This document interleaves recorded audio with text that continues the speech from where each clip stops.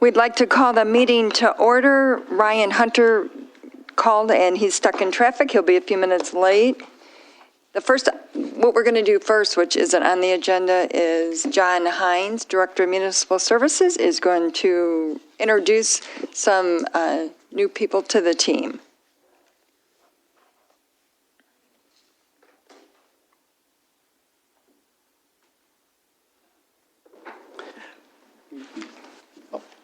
No, I'm introducing staff members. Oh, I was so confused. I apologize. You're good, you're good. Good evening, John Hines, Municipal Service Director. Thank you so much for letting me come speak to you all real quick. I just wanted to introduce a new addition and a change to the Residential Services Department and just do a formal introduction to the board, let them say a few words about themselves before we get started. So first is the hiring of Jeff Yar beside me as the Assistant Municipal Director.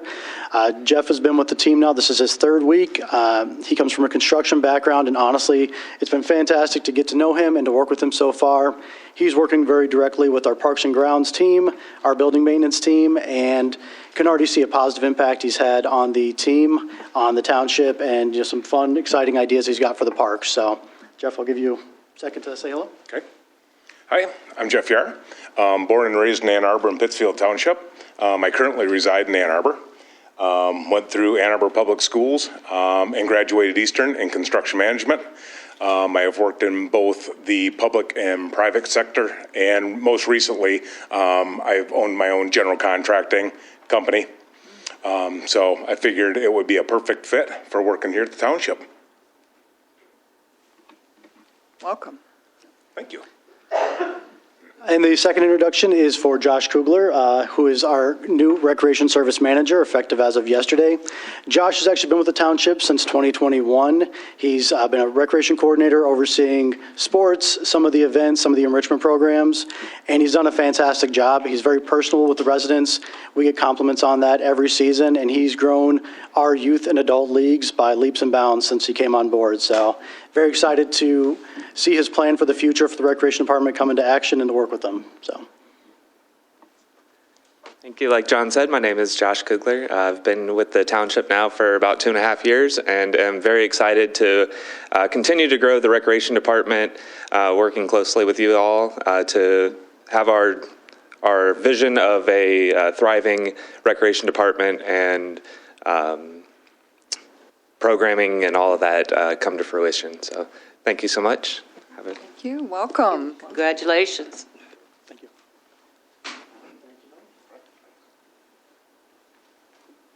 If we could have, for those who are able, stand for a Pledge of Allegiance and a moment of silent prayer.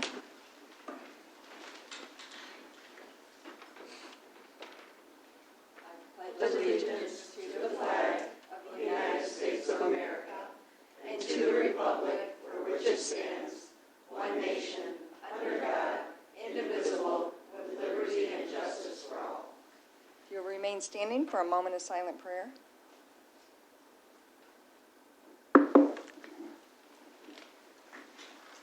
Thank you. The first item on the agenda, if I could ask, please, that with the board's support, to move public comments under authorization and bids, since residents are here, before we go into closed session. Is there any objection to doing that? The first item are the minutes of the April 15th, 2024 special meeting, April 15th, 2024 closed session, and the April 16th, 2024 regular meeting. So move. Support Peterson. I'm sorry, Stan, go ahead. Go ahead. Support Peterson. Motion Rowe, support Peterson. I had sent to Clerk Rowe additions and corrections to the minutes, and you'll make them. I want that to be part of the record. Yeah.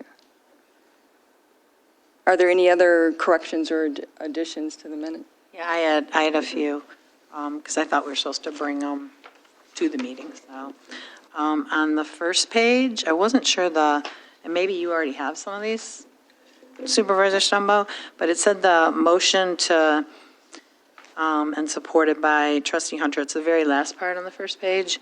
It had the time at 6:42, but I think would it be 5:42? Because our regular meeting started at 6. So would that be 5:42 instead of 6:42? I can look. Okay. It's also weird because I wasn't Okay, here, so I I know. feel like I'm just reading what. Yeah, so is there, but I I'll think check. because we started at 5, I think the other meeting started at 6, so I'm thinking that it would be 5:42. But again, I wasn't keeping track of time either. And then, so a few of them are the time, like, I'm sorry, the next page, which I guess would be page 2 at the top, it says approximately 6 PM. So the times just look a little off, so I don't know if we didn't start right at time, but I think it would be better, maybe not approximately, but to have the time that we started. And then, so then the next ones are on page 5. And it wasn't clear to me under other business. It talks about Supervisor Stumbo stating last evening they had a special meeting, so that time seemed off too, because I don't know who they is. I don't know if some other meeting took place before our meeting, so I don't know if it meant we had a special meeting before the board meeting, or whether it was the firefighters who had a special meeting. I didn't think that was clear there. So if it's the firefighters, maybe the firefighters had a special meeting the night before. Maybe just determine who they is. And then the third chunk talked about, it says Supervisor Stumbo again.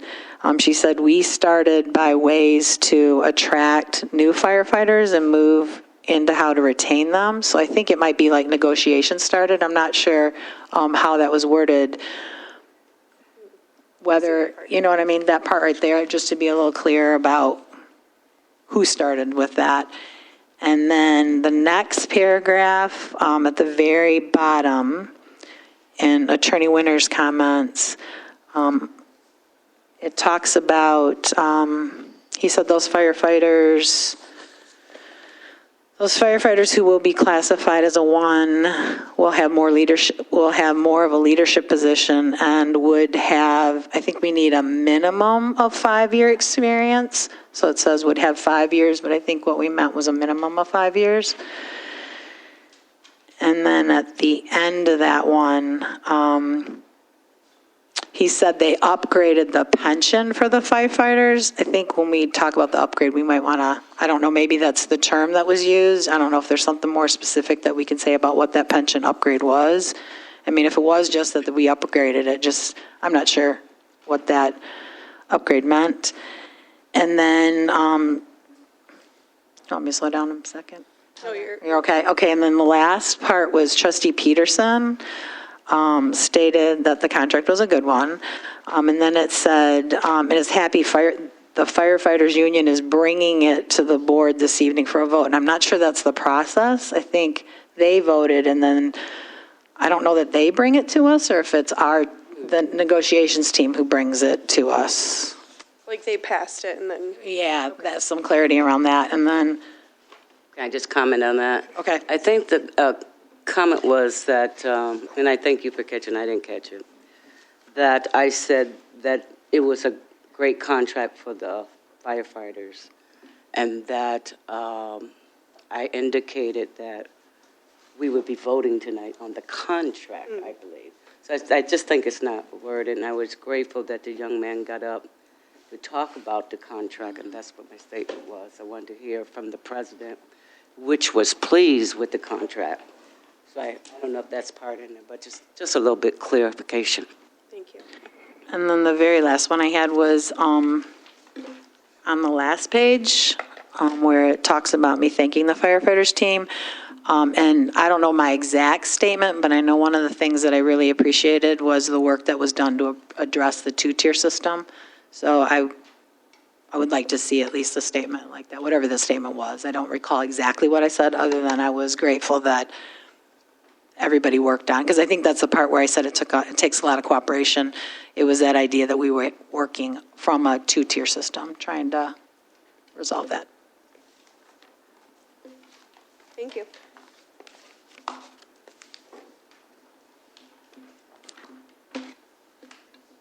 Any other questions or comment? Hearing none, all in favor to approve the minutes With the corrections, say aye. Aye. Opposed? Motion carries. Statements and checks for the May 7th, 2024. So moved. Motion Rowe, Support. support Eldridge. Is there discussion? All in favor? Aye. Opposed? Motion carries. Next item is Attorney General legal update. Madam Chair, I would just indicate to the board that most of the agenda items on the board agenda this evening, I've dealt with in a number of my letters to all board members, including the item that we're going into closed session. And there's been a lot of things that will follow from that closed session, and as well as other things that have been going on the last few weeks vis-a-vis my letters. So no specific report.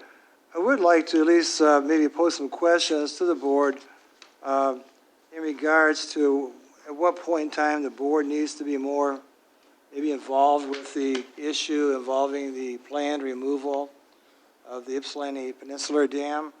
I know there's been an update given to the Ypsilanti City Council, and in reading the articles that were in the paper, there is issues regarding the high level of contamination in the sediments that are supposed to be removed from the Huron River, if in fact that dam is ever removed, given that they're trying to raise $14 million to pay for it. But one of the comments that was attributed to the presentation of the City Council was a comment that I don't know exactly how to handle or how to respond to this, but the comment was that basically the claim that Ford Lake is more contaminated than the Penn Dam impoundment. So even if some sediment went downstream, we anticipate it would not make Ford Lake worse. And it seems to be going in a backwards direction, because I know all the years I've been on the board, all boards have always wanted to do everything they possibly can to make reduce the level of contamination at Ford Lake, and I thought we have made some tremendous progress in that regard, as evident by EMU entering into a collaborative partnership with the township to have their collegiate level rowing competition held on Ford Lake, and not to mention other ventures that are taking place on Ford Lake throughout the summer months. I'm not really sure exactly that we should be thrilled that somehow, if we do send contamination down from the removal of the pen paper dam to the Ford Lake, you shouldn't worry about it because it's already contaminated and it can't make matters worse. I'm just not really sure exactly how to respond to that type of statement. I'm not sure it's accurate. At some point in time, maybe the Township Board should also be part of a presentation in regards to the plans for that removal of that dam. Again, if $14 million is ever secured to remove it, that's a big task right there. But I do know that the township residents are concerned about that issue, as well as the fact that whenever someone over the years tells you don't worry about it, it's like it's going to be okay, that's usually the time I start worrying about it. And in regards to the level of contamination, after having all the 150 years of impoundment, there's no question there's a tremendous amount of contamination in that impoundment in the soil there, the sediment, I guess I keep calling it. So I just thought it would at least be wise to alert the board in regards to the fact that at least the plans are to not make Ford Lake any worse, which I guess is something that is a positive takeaway from the city council standpoint. But I think we should keep a close eye on that and monitor it, especially given the efforts the township board has made over the years to make Ford Lake more and more a key centerpiece of the township's recreational plans now, 5 years from now, et cetera. So again, just wanted to alert the board on that study that's being performed and to pay close attention to it. Thank you, Mr. Winters. Questions or comments? I do know when this discussion started, I met with the mayor at that time, and they were supposed to make sure if it moves forward, that the township residents, because when they remove it, it's going to, it's the river, and it's going to shrink substantially, and there's a lot of land that is going to be given to the Ypsi City residents. And we requested, because we met with homeowners, that our residents have the same opportunity to have that dedicated to them. So there was concern that pathways might be right in back of their house and whatnot. So that was a previous mayor and the previous city manager. So I do think it might be a good time to sit down with the 3 full-time officials and the city manager we've met with a couple times and just discuss where we're at with it. Because there are issues, and it seems like they try to put another community down to not have as much concern about the amount of contamination. The original cleanup of that site was much different than what they were going to do now. They were going to truck out 200 loads of contaminated soil. They're not doing that now. They're moving it around, and they have a different approach. So I do think we should have a meeting with them, and I'll work to set that up. I meant to also emphasize that, of course, this comes on the heels also of the township entering into a memorandum of understanding with the city of Ann Arbor to also monitor the quality of the Ford Lake in regards to the algae bloom. Again, there's a lot of unintended consequences. Sometimes we put too much trust in some of these studies that later on people say, well, we didn't think about this, didn't think about that. Once the toothpaste is out of the tube, it may be more difficult to deal with this. And if the dam is removed and the sediments are released, I guess their belief that they will capture 33 out of the 34 samples that show high contamination, that we should trust that and expect that not to impact Ford Lake. You've seen what's happened already when the city of Ann Arbor has had sewer overflows on their treatment plant, and it all comes downstream, comes into the township through Ford Lake, et cetera. So again, I think the efforts right now should be focused on how we all can improve the water quality of Ford Lake. That's where this board has been at, not how to add more potential contamination to Ford Lake. And with a shrug of the shoulders saying, well, what difference does it make? It's already bad. Again, I'm not sure I accept that philosophy. I don't embrace that. I don't believe that's necessarily true. But I do think right now there's things happening that you should pay close attention to, because for lack of a better way of saying this, Ford Lake has been a jewel in the community for many, many years. It's got a lot of potential for future recreational uses for generations to come. And we just can't afford to not be vigilant when it comes to any negative impact that other communities can have upon the Ford Lake water quality. I'm glad to see that Ann Arbor is at least trying to look at some issues in regards to the impact that the algae bloom, and maybe what information we can obtain from that to reduce that impact. But at the same time, again, I was kind of disturbed when I read the article, not really sure what it means long-term or even what it means short-term. It's just I think we should keep an eye on it. All right, thank you. We'll move to new business. The first item is to request to approve the agreement with Peach Truck to utilize Ford Heritage Park and Green Oaks Golf Course parking lot space for 10 weeks. So moved. Motion Eldridge, support Rowe. I know Special Events Coordinator Robin Castle is here. Yeah, and the information's in the packet. This is something new that we're doing. Good evening. Robin Castleheim, Community Events Manager. Peachtree reached out to me and said, we'd like to bring our peaches into your community because we have so many orders, and they do it by community on how they fill them. But with us having 2 zip codes, we had to decide what those 2 look like. So to bring attention to Green Oaks and to the Recreation Department, for people that might not know it's there, that's the one chosen spot. And the other chosen spot was Heritage, just because it's a large space where we can get, they have a 26-foot refrigerated truck, I think, and a van they bring in. They set up 3 tents, and they're in and out. They get there about 15 minutes ahead of time. They're there for 2 hours. They said they usually serve about 200 people. They do bring extras, but they don't guarantee they will have extras. So they want you to order online if you can. But if you don't, that's okay. If they have extras, you can purchase them there. I believe, let me look, you get 12 pounds for $45? Yeah, 12-pound box of peaches for $45. So it's all done online except for the few that they bring in if they have them left from the stop previously. Both of our stops were from 4:30 to 6:30, I believe. So after everybody gets off work. Questions or comment?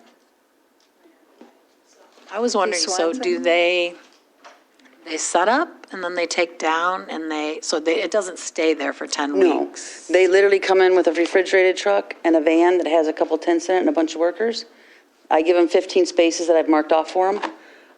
They come in 15 minutes ahead of time, they set everything up, people show up, they know that they're going to be there already because they've ordered online, so we're on their website already as a place to pick up. Okay. So if they order in 197, they're going to Heritage, 198, they're going to go to Green Oaks.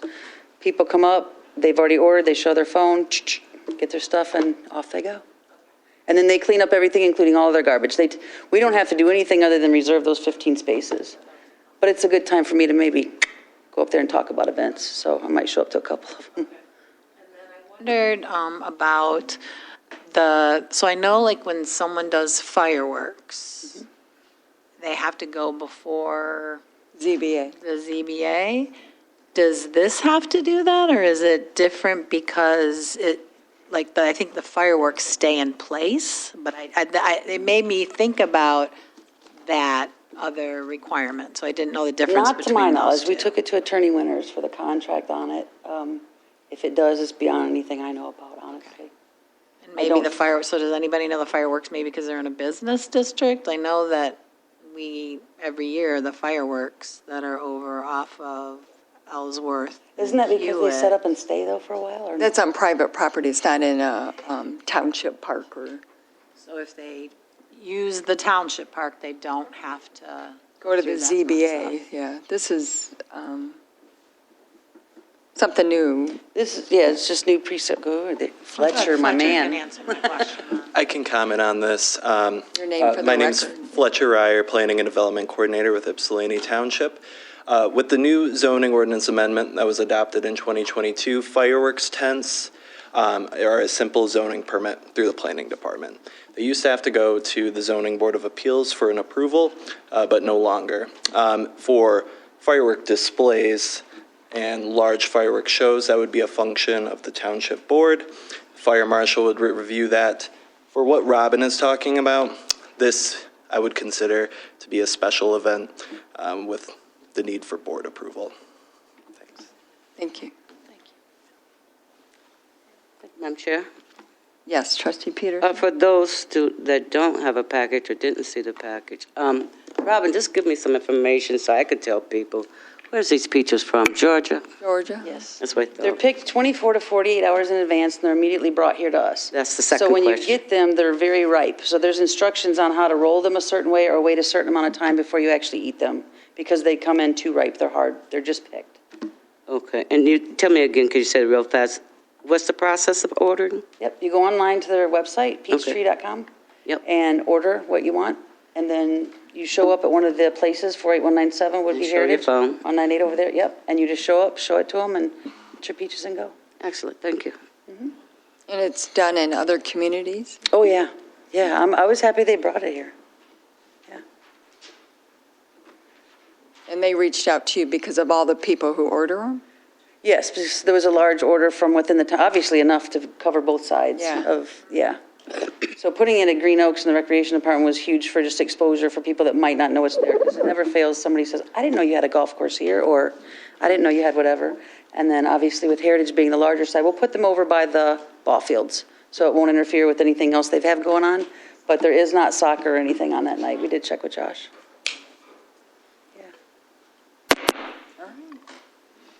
Thank you for trying something new, for sure. We have a motion and support. Any other comments?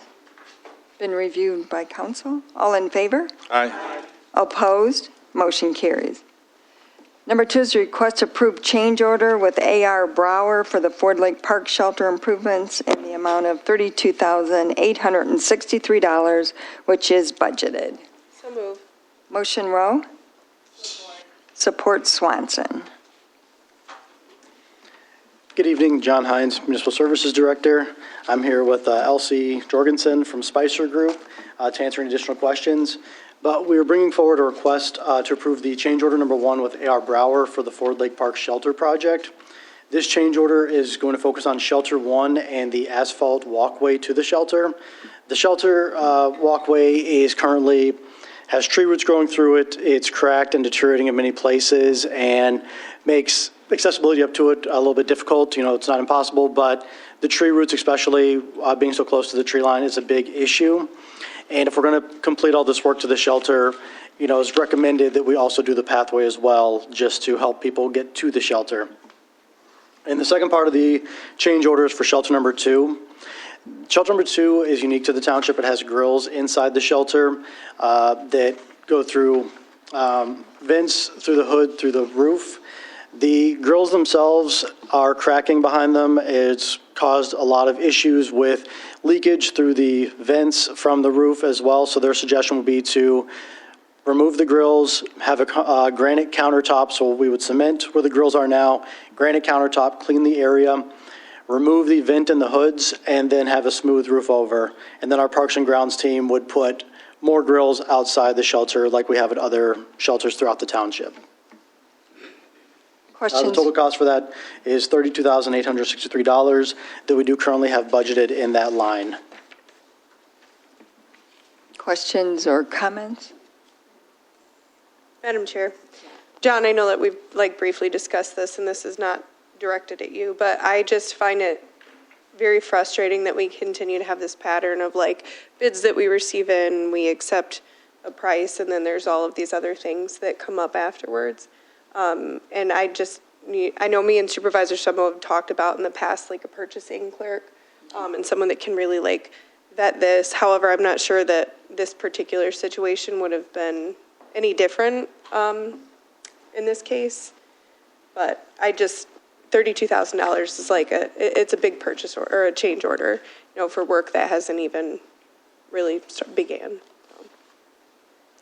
Yeah, unfortunately, the work has began, and by, a lot of these structures, have been around for a few decades. There's been a lot of settling and movement, and it's caused other issues. There's just adjustments that we've worked with them on to, try to word this correctly, there's been some better things at Shelter 1, for example, where we had went to replace the whole pad. That's actually not as much of a need, which is a benefit. But when it comes to Shelter 2 being so much closer to the water line, so much of a wetter water table, that it's caused a lot more issues with the concrete than we thought.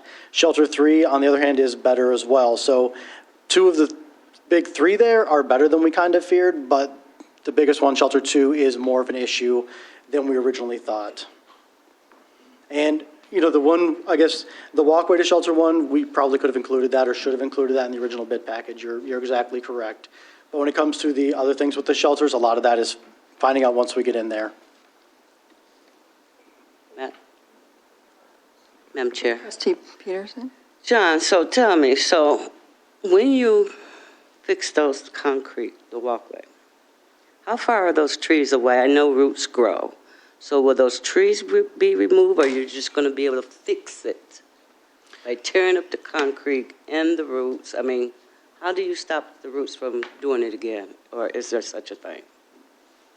That's a great question. Some of the trees have been removed through the last year with kind of an aftermath of the storm damage that affected the township greatly. Some of the trees that were growing very close around Shelter 1 and Shelter 3, to be specific, have been removed, as well as the biggest tree by Shelter 2. So the township has been very proactive to try to mitigate a lot of the tree effects that affect our shelters.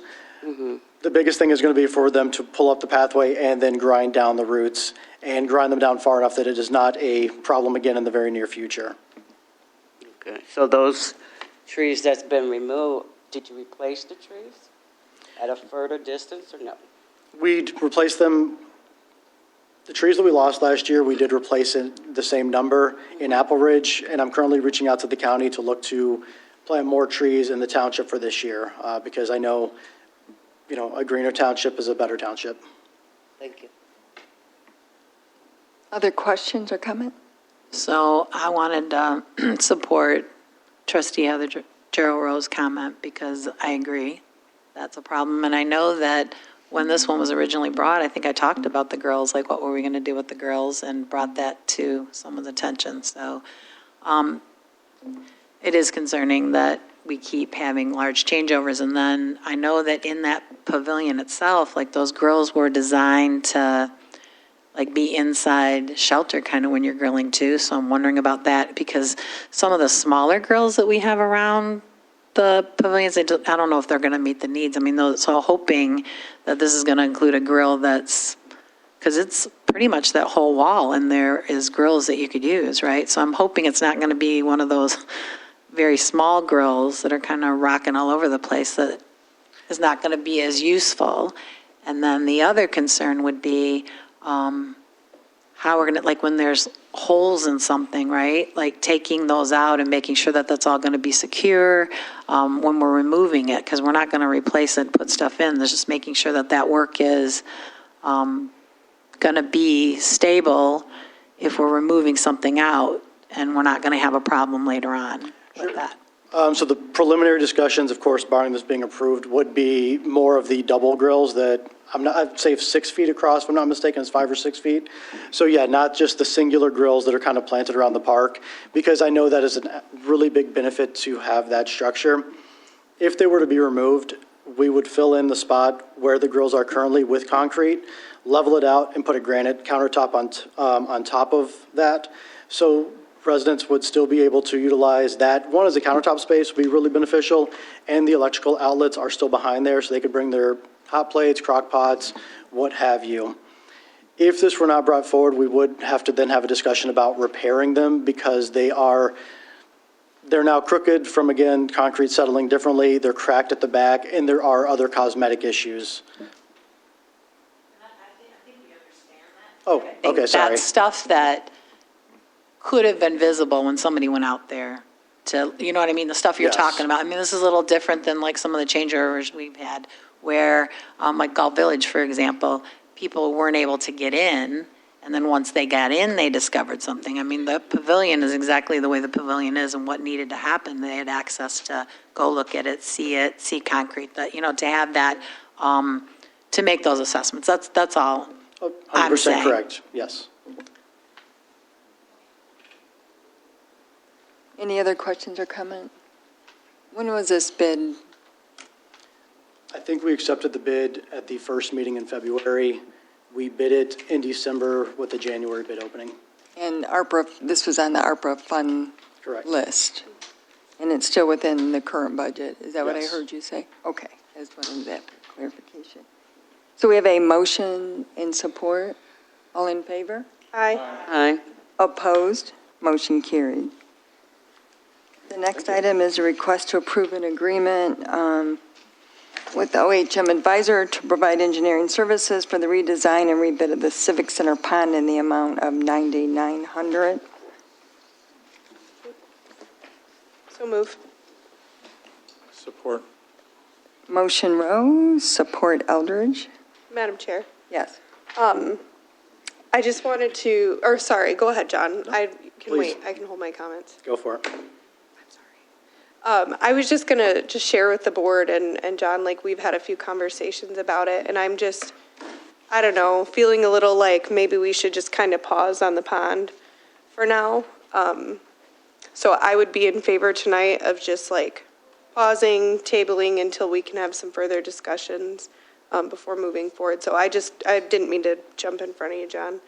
But I would like to make that motion if Stan's open to it. Absolutely. I was going to make the same one, but I support that. So motion to table. Support. Motion Rowe, support Eldridge to table. There's no discussion. All in favor? Aye. Opposed? Motion carries. Number 4 is a request to approve a leave of absence for Christina Benitez for a time limit of 60 days. So move. Motion Rowe, Support. support Eldridge. Is there discussion? So I think I should abstain from this vote. I don't know if Attorney Winters has a statement or whether that's okay, but I'm thinking that it would be appropriate for me to abstain from this vote. Thank you. I've always advised board members that even though there may not be a political benefit or gain, that if there's a situation where they feel in their best interest or in their own heart that there is some degree of a conflict, that in this situation, I would not advise the board not to allow you to abstain, so. So the board. Does the board formally I'm sorry. allow the abstention? I have no objection to her abstaining. Okay. I have a question. I saw where it says that there's a policy and procedure manual copies attached, but I didn't see any in the packet. Is that something that I'm missing, or? Yeah, no, I'm sorry, John, if I didn't, that was intended. I can forward that all to you guys. So just a little background on this is we have a township handbook that has a political office leave. And so if it states that if you're running for a township board position, you must take a leave of absence. And then if you reference the TPOAM contract, that details out how one goes about doing that. And so in order for Christina Benitez to move forward, she has to have us approve the leave of absence. And that would be for 60 days. Is that, I'm sorry, Madam Chair? Yes. So is that the limit, 60 days? in the Yeah. Policy? Yep, it actually is 60 days before the election is the time frame, and so her leave of absence would begin on June 6th. Christina Benitez is here tonight. Okay. If any of you guys haven't met her yet. So it was started on June the 6th? Yes, and she would return back to our office on June 7th. Or sorry, excuse me, August 7th. Thank you. Thanks. You get one day off. Yes. Questions or comment? So all in favor? Aye. Opposed? Motion carries. Number 5 is a request to approve the circuit court litigation to abate the public nuisance at 2574 State Street. So move. Motion Rowe. Support. Support Eldridge. Fletcher. Good evening. My name is Fletcher Ryer, Planning and Development Coordinator with Ypsilanti Township. I am here today to request authorization to use township legal services to abate a public nuisance at 2574 State Street, parcel number K-11-13-330-006. This building that's on the board currently was erected sometime in 2022. I was informed of this by Deputy Assessor Brian McCleary and notified former Planning Director Jason Icoangeli and the building official Dave Bellers. On November 16th, 2022, there was an initial inspection that occurred on the site to confirm that the building was in fact erected. And after that, in March of 2023, former Planning Director Jason Icoangeli issued a formal notice of violation to the property owner. The property owner provided the Township Planning Department with a plot plan detailing the location of the building. This plot plan showed that there's virtually no setback to the western property line, and I confirmed that during an inspection on April 22nd, 2024. A building of this size would trigger a full site plan review, planning commission consideration, and adherence to all of their township zoning ordinances. As of April 22nd, 2024. No progress has been made to remove this building, and that's why I'm here today, requesting authorization. Questions or comments? Fletcher, I believe the road commission, is this the building that was on the road commission right-of-way line or something? Or is this a different one? So from the survey that was submitted, the building is within the property boundaries of the property. However, it's right next to a platted road. The property owner did speak about potentially vacating that road to gain additional square footage of his property and to potentially meet our setback requirements, but no progress has been made with that. For this zoning district in particular, there is a 40-foot setback requirement for side yards. In my inspection, I would say it's about a foot and a half setback from the property line.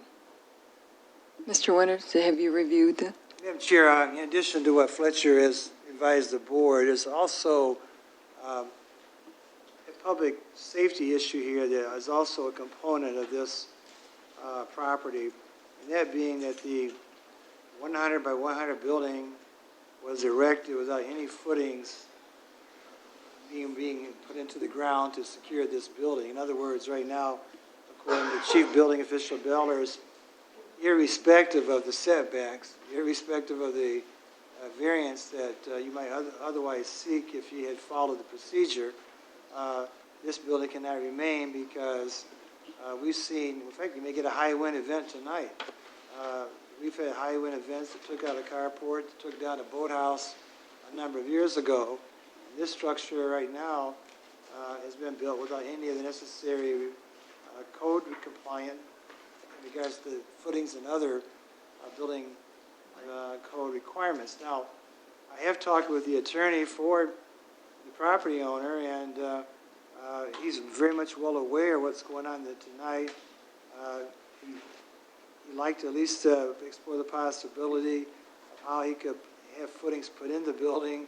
But again, I don't think that at this point in time, we can look at what other options after the board authorizes it. But from Chief Building Official Beller's standpoint, this building is not safe because of the way it was built.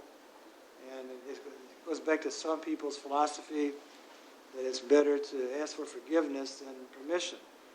And this board, as you may recall, just recently authorized litigation against one of the property owners of the township who added a third stall garage who did not follow the proper procedure and actually been denied a variance. But again, this building here, it's too bad because I think it was built during the time period when COVID was quote unquote still going around, but you still have to follow the building codes. And I know Fletcher has been working closely with Chief Building Official Bellers in regards to this building, in addition to the actual planning and variance or planning and setback deficiencies.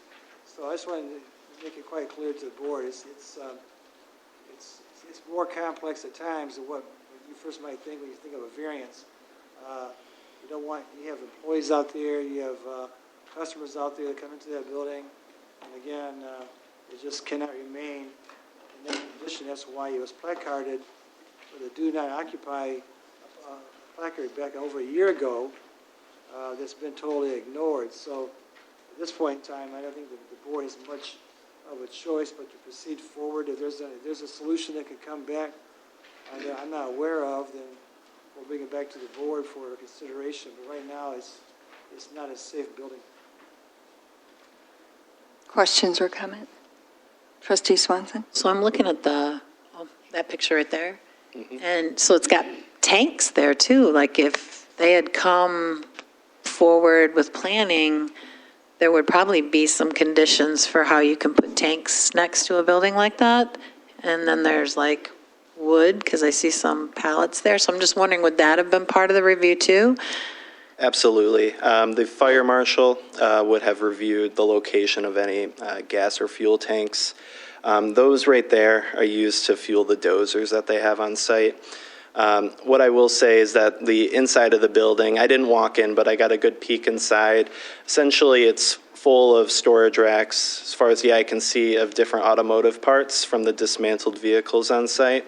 But it certainly posed an additional hazard that these tanks haven't been reviewed by the fire marshal and haven't underwent any planning commission review or planning department review.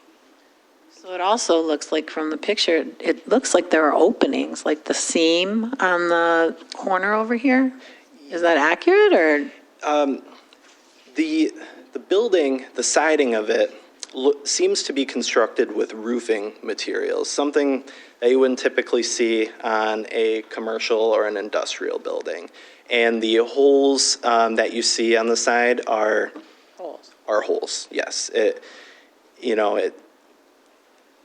seemed like they used whatever materials they could find for siding, and that's most likely the reason that you see holes in parts of the building. And it looks like it's double sheet, like, is that accurate? From the picture, it looks like it's maybe two pieces on top of each other? Yes, some of them appear to be that way. Mm-hmm.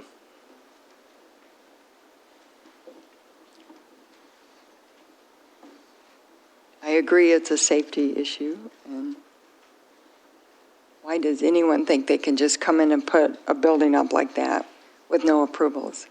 But sheds are built better than that is built. And that is very large, and if people are going in and out of there, I support bringing this into compliance.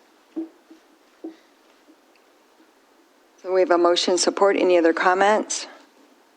All in favor? Aye. Aye. Opposed? Motion carries. Number 6 is a request, thank you, Fletcher, is a request to approve circuit court litigation to abate a public nuisance at 748 Jerome. So move. Support. Motion Rowe, support Eldridge. Good evening, Board. Belinda Kingsley, Community Compliance Director. I actually have 2 items. The first one is 748 Jerome, which is located north of East Forest between LeMay and Allen in a R5 zoning district. And this is a house that's been in the same family for quite a while, and the ordinance department has dealt with violations at this property since 2003. The current owner is Betty Jean Rudy, who does not reside there, but based on the information that we've gotten from the occupants, they are family members, so we haven't considered it to be a rental that we need to inspect. The most current complaints show that the property has become more blighted, and the number of complaints have increased since September of 23. And the notice of violations that we have issued were for things like removing blight. I did include lots of pictures, so they've had bags of trash and car parts and junk piled on the driveway in the front yard and the backyard. We've asked them to stop parking on the lawn extension in front and also in the front yard and the backyard, to store vehicles that aren't properly registered, damaged in accidents, or operable in a garage. To not make repairs on cars that don't belong to the owners. And one of the complaints that we've received is that they're basically running a car repair business out of this house. They also had some damage to the fence and some vegetation issues off and on. Currently, I went to the site the other day before I did the memo, and there were 4 vehicles stored in the backyard. Nobody had gone to the backyard yet and seen what was back there, but there's 2 dilapidated sheds, a lot of parts, a lot of overgrown vines and grass that needs to be removed. The most recent complaint that we got was that as the weather gets warm, which we've already had a little bit of, they start working on the cars in the driveway, they're revving the engines, they have music playing, they're yelling at each other over the noise of the music, and one person's spraying paint off and on that's drifting into the neighbors' yards, and they're smelling it, which isn't healthy. I talked to the occupant that lives there, who I believe is the grandson of the owner, and he said he purchases vehicles like from auction and different sources to work on and sell. And it's been explained to him that this is not an acceptable home occupation in a R5 single-family zoning district. And residents, as I've said before, residents are permitted to make repairs on their own vehicles, minor repairs out in the open, but it can't be something where they've got cars on blocks or anything like that. Nothing at this house was legally plated when I was there. And that's, there are cars that come in there plated, but they don't belong to the owner. So basically, we've, done everything that we can under property maintenance code and the zoning ordinance and the general code to try to resolve this problem, and have gotten nowhere, and it's actually getting worse. So at this point, we're ready to seek approval to bring litigation. Questions or comment? Trustee Swanson? Do we know if there's an active infestation of vermin? I do not know for sure, and on the next one that we're going to get to, I have asked Orkin to go out, and when the house is occupied, if they don't have approval to do an inspection, they can only do one, like from the street. So we're going to wait until this, once we get to court, we can request that as part of the court process. And Because my concern is often what happens is as cleanup starts to happen, the vermin move out into other places, and then it's impacting neighbors right now anyway if it's there. But what I don't want to see is an increase in other people. I'd rather vermin be abated as much as we can so that we don't create movement that would adversely, I'm sure the neighbors are already impacted by that, but it often gets worse when we ask for something to be taken care of. They move because the cleanup happens, and then they move into other places. So I guess that I just want to make sure that we address that, so that, and then if people near there have to be helped with that we're prepared to do that as a board or as a department, or however that's going to happen. Yeah. And I agree. I mean, we would want to evaluate it. We have not had any complaints from neighbors. All of the complaints that we've had haven't involved that, but like you said, they might be bedded down in these cars in the backyard and the sheds, and once that stuff starts getting cleaned up, they would move. So we would seek approval to have an evaluation done as soon as we can. So. Other questions or comments? And then the other part of that is to just make sure that we're paying attention to the other places around that, so that if that's found to be true, we're helping neighbors who, to no fault of their own,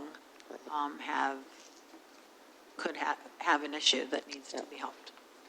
Yep, we would definitely do that. And there is, I know from the materials we've received from Evan Pratt, this is an area that does have storm sewer treatment. So it is covered in that respect, and that might be why we haven't had complaints about it. Other questions or comments? Mr. Winters? Yes, I think if I had to put my marker down, I think all the cases we've been dealing with lately that have high levels of harborage of materials where it's conducive, as everyone knows, to the breeding of vermin, rats, etc., that there's a high likelihood that there are rats over on this property. I would not want anybody to be naive to think there isn't, because of the amount of blight and trash, etc. And the township has spent quite a bit of money already in investing in a rat program with Evan Pratt's office, but this is not helping the situation at all. And I don't know what it's going to take. I think Supervisor Stumble over the years has repeatedly told the neighborhood watch groups that the board recognizes that your residential home is your biggest the largest single investment that you'll probably make in your lifetime.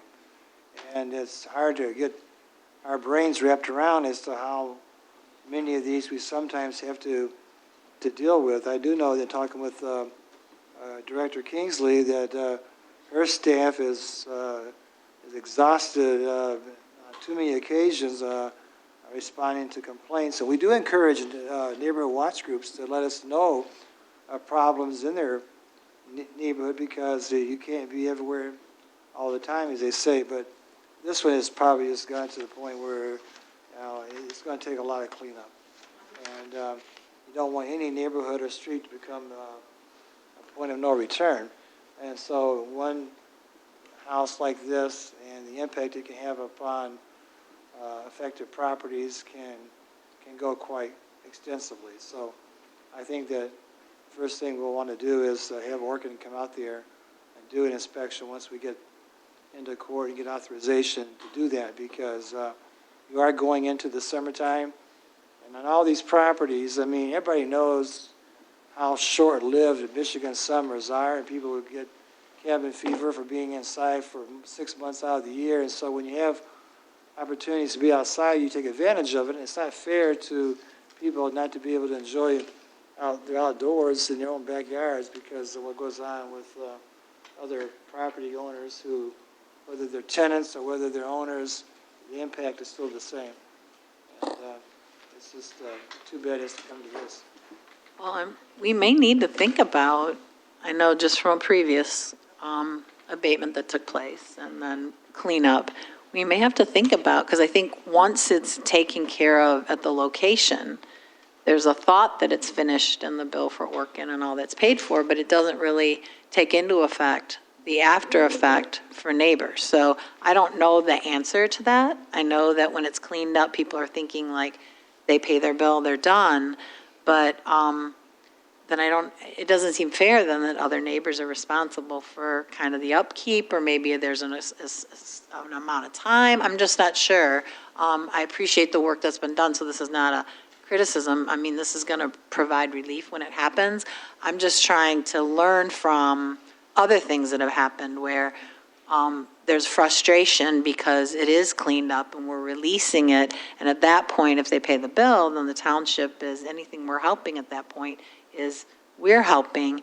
And I don't know that that's fair even to the township either for that cost of that bill. So there's a lot of pressure to say, okay, it's cleaned up.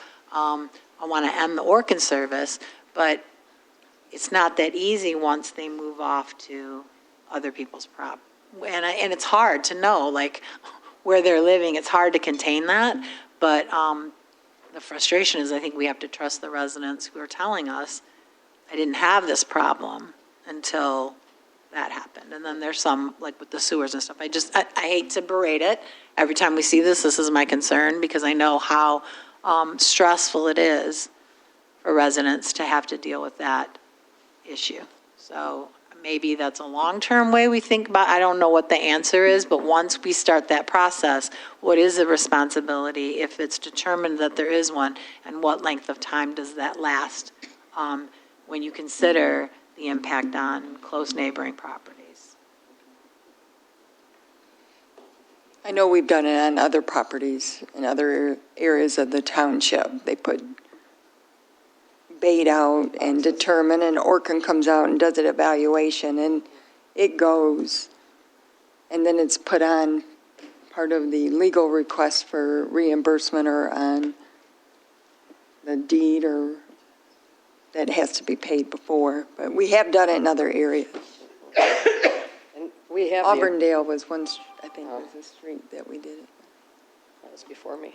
But we have the ability to keep working with Orkin through water resources in our contract with Orkin. And I think, the most recent one that impacted more of the neighborhood, we were relying on the inspections by Orkin. So when they said, that there was some feeding, but it was just mice, that there wasn't any sign of rats. That's what we rely on, is their expertise to tell us, and they were looking at the whole neighborhood. We had 7 properties that were being treated. So they were looking at all of them, not, just the one property. But we do have the ability in a situation like this one, if it does impact neighbors, to work with Water Resources in the Orkin contract to continue treatment of houses in the neighborhood. We have a motion and support. All in favor? Aye. Opposed? Motion carries. Number 7 is request to approve circuit court litigation to abate a public nuisance at 944 North River. So move. Motion Rowe, Support. support Eldridge. Okay, 944 North River is located north of Holmes and south of Clark, west of Prospect, and in a R4, one-family residential zone. The owner of the property is Shane Woodbring, and we don't know conclusively if he resides in the house at all. He's gone quite a bit, but he does claim that he resides there. Complaints regarding this property started in 2022. A tree fell on the front of the house, causing extensive damage. The damaged areas were covered by tarps at the time, and now, 2 years later, the tarps are shredding and frayed and not really providing enough protection, but also just look bad. In addition to that, we've had quite a few complaints about this from neighbors, and we've tried to work with him to get cooperation.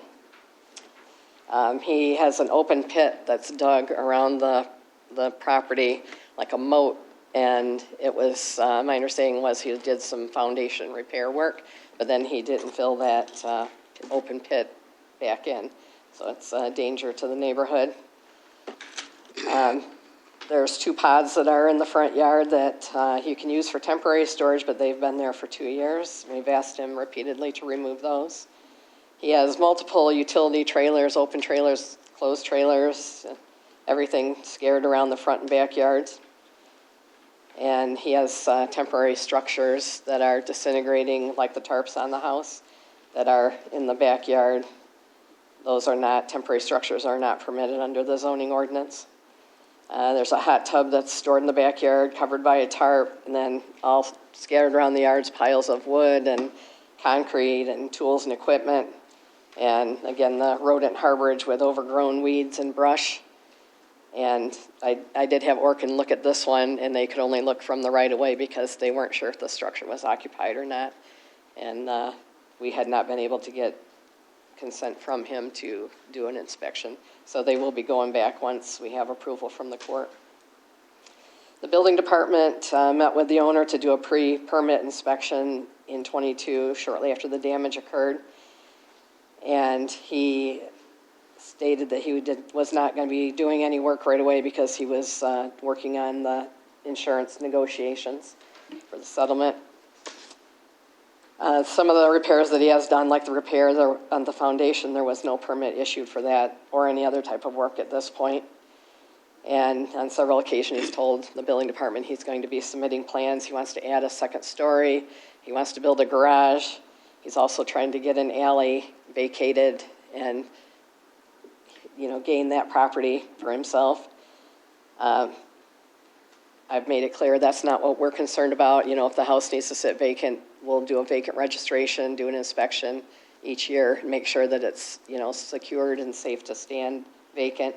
But we want the exterior cleaned up, the roof and the damage from the tree, and then all the blight that's in the yard. The most recent complaint that we received is about the open moat around the house, tall weeds, the pods, and just other unsightly conditions. And we have talked to him several times. Nobody from my department's been able to arrange to meet him on site to look at this. I've talked to him on the phone myself, and he pretty much told me, nothing's going to get done until he finishes his negotiations with the insurance company. So this blighted condition is affecting the neighbors. One called me and was concerned about her property value. She wants to invest more money in her property, but with this going on for 2 years, she's hesitant to do that. It's the quality of life. They invite people over for, holidays, and they drive by this house and see the mess. So it is impacting a lot of the neighbors, and their peaceful enjoyment of their property. So again, I think we've reached the limit of what we can do. We're not gaining any cooperation whatsoever, and would like to request authorization for circuit court litigation. Questions or comments? 2 years does seem like too long. Yeah. Just going to say that. Yeah. But I know we try to get compliance, but 2 years is a long time. We have a motion and support. All in favor? Aye. Opposed? Motion carries. Thank you, Belinda. Number 5 is request to approve the agreement with Washtenaw County Road Commission for the installation of 4 speed humps on Bradley Avenue in the amount of $33,930, which is budgeted. So moved, Peterson. Support. Motion Peterson, support Rowe. Discussion? I know the Bradley residents are going to be happy about this. Yes. Very happy about it, so. We also was able to work with the road commission, since there's a few more residents here. They have agreed to include renters as some of the signatories for speed humps, because it was really hard to get a hold of the landlords, and you need 51% of the people to sign the petition. So Clerk Rowe and I had a Zoom meeting with the road commission, and they agreed to our request to allow renters to also, because it affects them as well, to sign the petition. So we have a motion and support. All in favor? Aye. Opposed? Motion carries. Number 9 is a request to approve the agreement with Washtenaw County Road Commission for the installation of 9 speed humps on George Avenue and Smith Avenue in the amount of $77,130. So moved. Motion Eldridge. Support Swanson. Discussion. This street has probably been trying for 10 years to get a speed study and then the speed humps, and they're finally there, so I'm happy for that as well. All in favor? Aye. Opposed? Oh, that's it. Any opposed? Motion carries. Number 10 is a request to appoint Julianne Trudell to the Civil Service Commission with an expiration date of December 31st, 2022. So moved, Peterson. Motion Peterson, support Rowe. Is that correct? Discussion? Hearing none, all in favor? Aye. Opposed? Motion carries. Number 11 is a resolution 2024-06, which is a temporary road closure request for the Oberon 5K. So moved. I have Resolution 2024-06, a resolution regarding temporary road closure. Resolution authorizing the temporary road closure of Merritt Road between Munger and Stony Creek for runners to cross Merritt Road at Wyard's Orchard to enter Rolling Hills on Friday, July 19th, 2024, from 6:30 p.m. to 7:15 p.m. for the Oberon 5K to benefit the Huron-Waterloo Pathways Border-to-Border Trail. Whereas the Charter Township of Ypsilanti Board of Trustees has approved the temporary closure of Ypsilanti Township roads as indicated above, and whereas the Driveways, Banners, and Parades Act 200 of 1969 requires the township to authorize an official designated by resolution to make such a request from the Road Commission.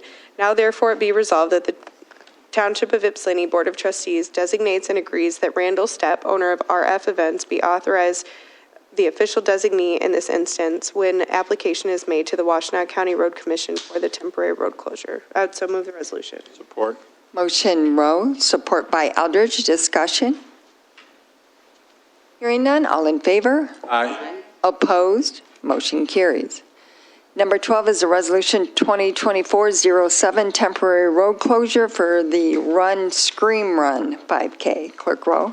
I have Resolution 2024-07, resolution authorizing the temporary road closure of Merritt Road between Munger and Stony Creek for runners to cross Merritt Road at Wyard's Orchard on Saturday, October 12, 2024, from 8:30 a.m. to 11 a.m. for the Run Scream Run 5K, 10K, Kids Mile, and Kids Mile to benefit the Washtenaw Promise. Whereas the Charter Township of Ypsilanti Board of Trustees has approved the temporary closure of Ypsilanti Township roads as indicated above, and whereas the Driveway, Banners, and Parades Act of 200 of 1969 requires the township to authorize an official designated by resolution to make such a request from the Road Commission. Now therefore it be resolved that the Township of Ypsilanti Board of Trustees designates and agrees that Randall Stepp, owner of RF Events, be authorized official designee in this instance when application is made to the Washtenaw County Road Commission for this temporary closure. So move. Support. Motion Rowe, support Eldridge. Discussion? Hearing none, all in favor? Aye. Opposed? Motion carries. Number 13 is budget amendment number 6. Clerk Rowe. I have a motion to amend the 2024 budget. I would move to increase the bike, sidewalk, rec, and road fund budget by $34,091 to $4,296,036 and approve the line item changes as outlined. Move to complete a line transfer in the fire fund budget for a net result of 0 and approve the department line item changes as outlined. Move to increase the fire pension and OPEB millage fund budget by $72,000 to $1,557,154 and approve the line item changes as outlined. I would so move the budget amendment. Motion Rowe. Support Swanson. Discussion? Hearing none, all in favor? Aye. Opposed? Motion carries. At this time, we're going to have authorization and bids, which is request authorization to seek bids for pathway and playground surface repairs at Burns Park and renovation and playground replacement at West Willow Park. So move. Support. Motion Rowe, support Eldridge.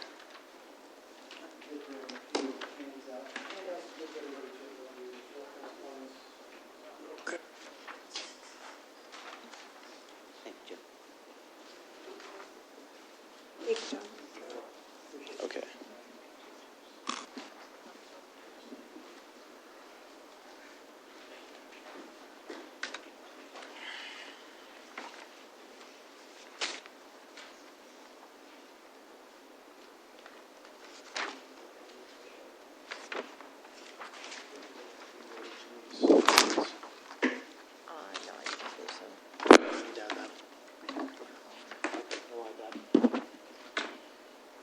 Janet, are you doing Burns Park first, or? They're a combined package. Okay. Yep, they're combined. Because there's people that want to speak, I think, on the playground in West Willow when you're done. Sure. So, yes, John Hines, Municipal Services Director. So tonight, we're bringing the request to seek bids for the pathway and playground surface repairs at Burns Park and the pathway renovation and playground replacement at West Willow Park as part of the ARPA funding.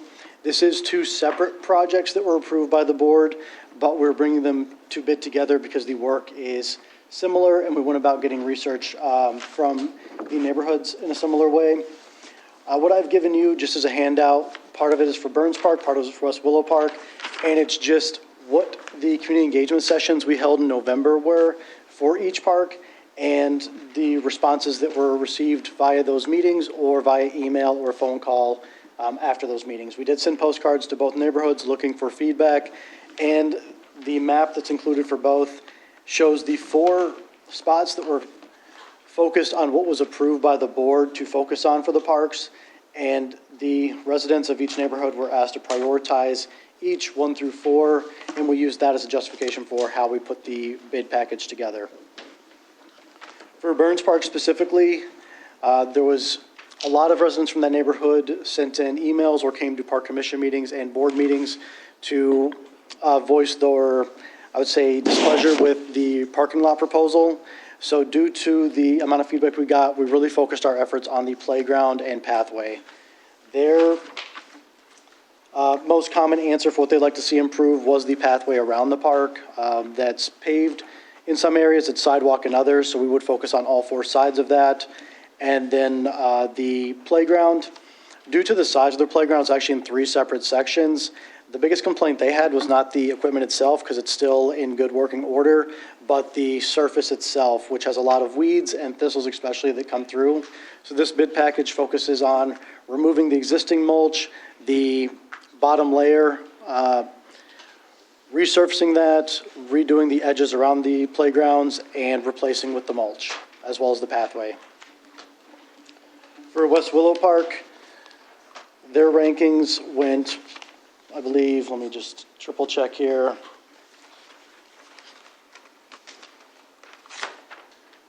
Yeah, so the playground area was first, then after that was paved the existing walking area.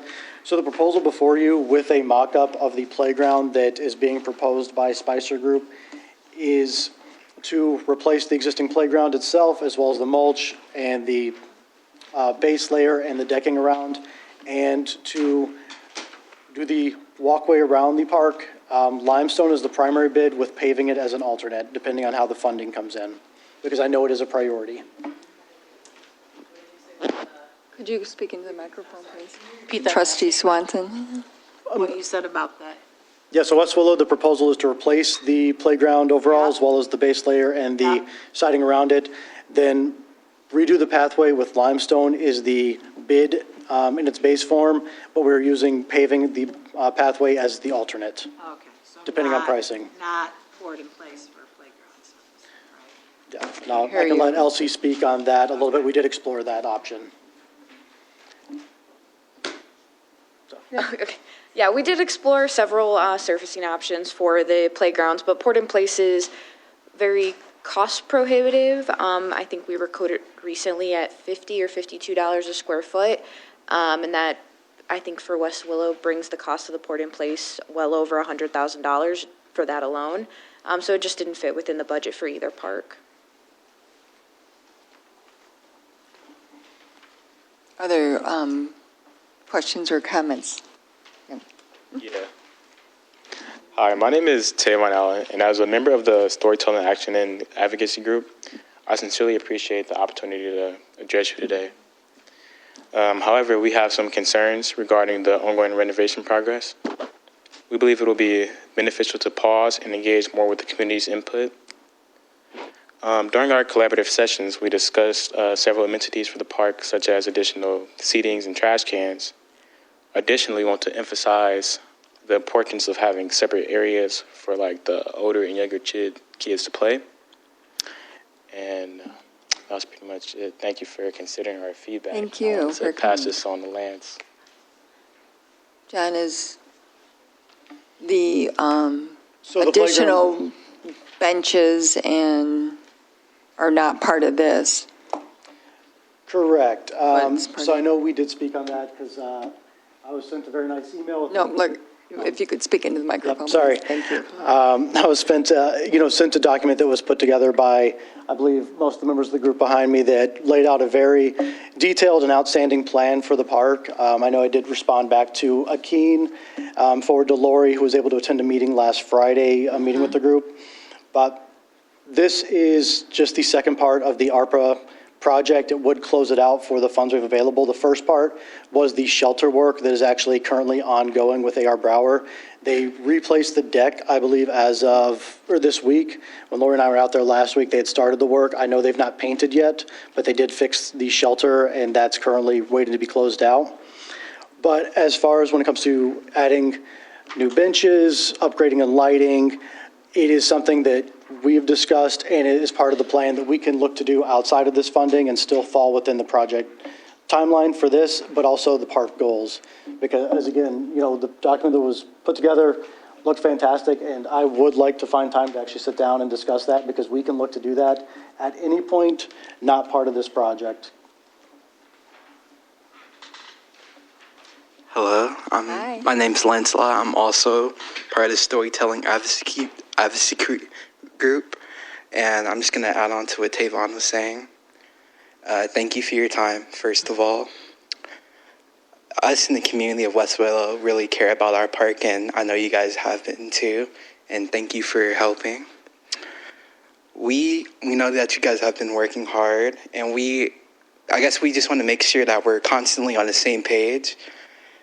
The park is very important to many people, of course, and a lot of people find that's somewhere they can relax and utilize a lot of different things for a lot of different spaces. And we feel as if the redesign, we do like it, but we do have a few changes because it's not exactly what we envisioned. We feel as if it envisioned, we feel that it's only for the younger kids. And we want it to be for everybody, whether it be older people, younger people, anybody. And we just want, we feel like certain aspects of it were neglected, and we feel like certain conversations may have been had that we just wanted to make sure that we're a part of still. And we just want to be there every step of the way so you can see how much we care. Thank you. Thank you.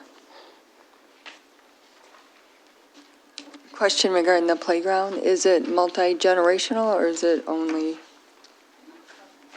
So the playground has amenities for children ages 2 to 12. We really focused on that age group because we believe that the basketball courts could serve for older children. And in the meeting we had attended with the public, there was some concern about there being amenities for younger children, particularly the age group under 5.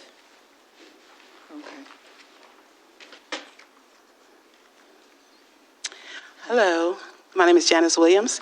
I'm a resident of West Willow for over 32 years. The park is very important to us, and my understanding was that $350,000 was for West Willow.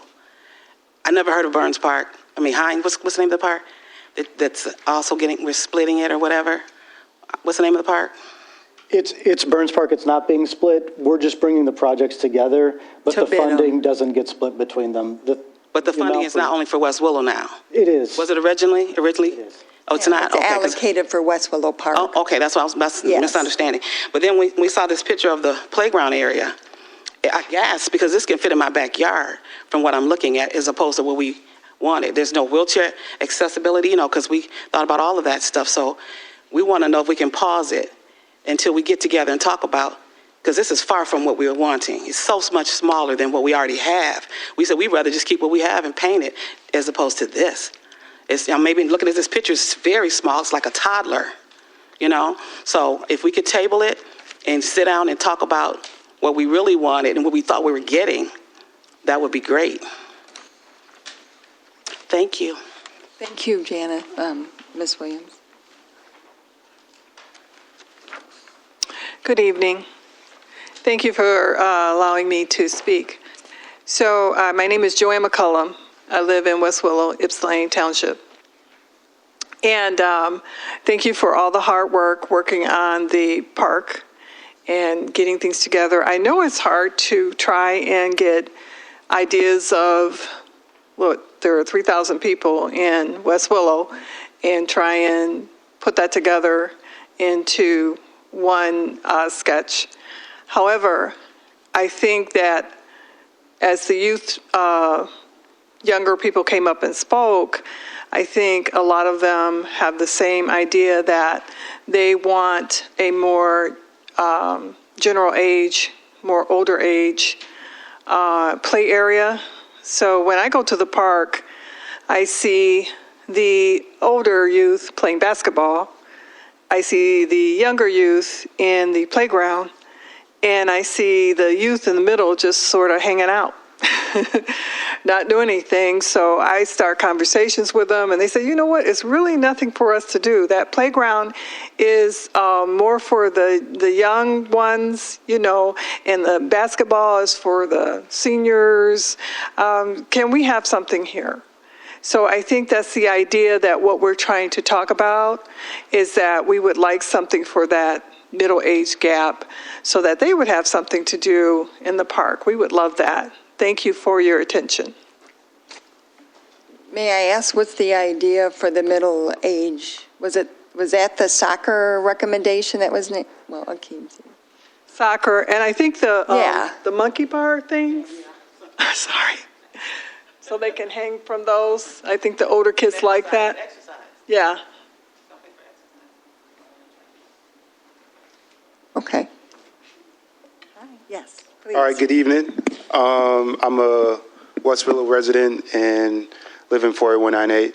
I want to also just commend John Hines. He's been very responsive, and then also very he's been listening. So I want to say thank you.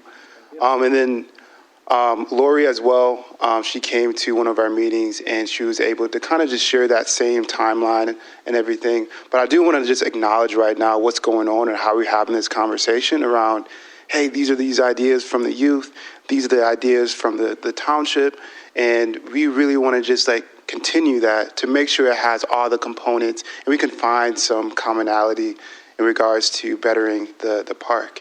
And just to add some more contextualization to it as well, there were some more youth that wanted to come and join, but I received a text that they weren't able to.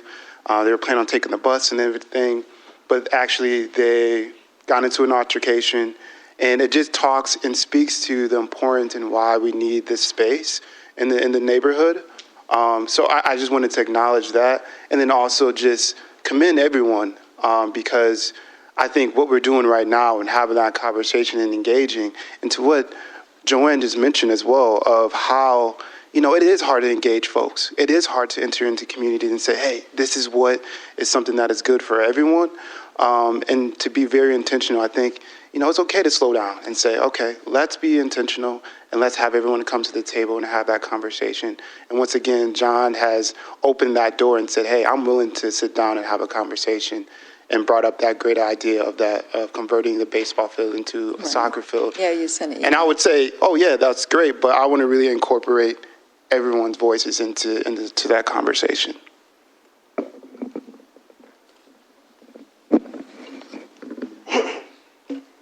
Madam Chair? Yes. Trustee Hunter? Yeah.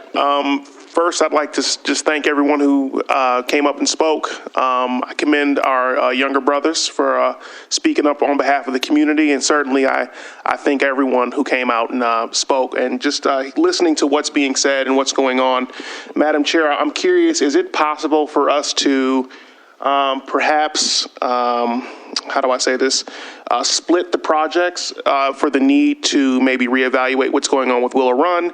I think we can all understand the importance of having a space that engages all ages, you know, whether it's accessibility or, you know, things for kids that are kind of, or young folks that are in between adult and kid, you know, making sure that they have a space to go to as well. Is it possible for us to perhaps either table this or split the projects so that we can maybe readdress the concerns of West Willow?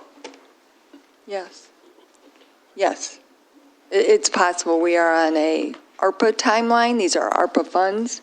So we have to be aware of that because we have to have it completed under contract by this year. Yep. What I would ask and follow up, and first, thank you all for coming out and look forward to hopefully setting up that meeting in the very near future. These projects are being bid together just to give us a better cost for materials and supplies. You know, I know Doug brought up the point about the prevailing wage. We need to double check that's in there. So we do not have to put this out for bid tomorrow, for example. We could do that at a later date if the board would want to have more engagement first before this does go forward and be put out to bid. 100% would love to meet with them and focus more on West Willow to make sure the playground and the other improvements fit the community's needs. I still would request if a motion could be to pass so we could get that, at least that part done, and it would be to the point that stays within our budgets, hits the project goals, and does make everybody happy. And we would be ready to go in that way, you know, pending attorney review, especially when it comes to the prevailing wage ordinance, because the issues we've had with that in the past. But just hopefully that provided some clarification. So you're suggesting that we pass tonight so that we can at least have the resources available? Is that what you're saying? Correct, you know, pending attorney review, that he would be acceptable with it, you know, because we can look to at different playground designs, you know, ones that, again, maybe fit the need for the age groups and those that will use it, but it gives us the ability to keep the project probably closer to the original timeline, I guess is the biggest point. I would like to suggest that we proceed with the sealed bids for the pathway and playground surface and repairs for Burns Park. Okay. So moved. Or support. Motion, Eldridge, I can't make a support yet.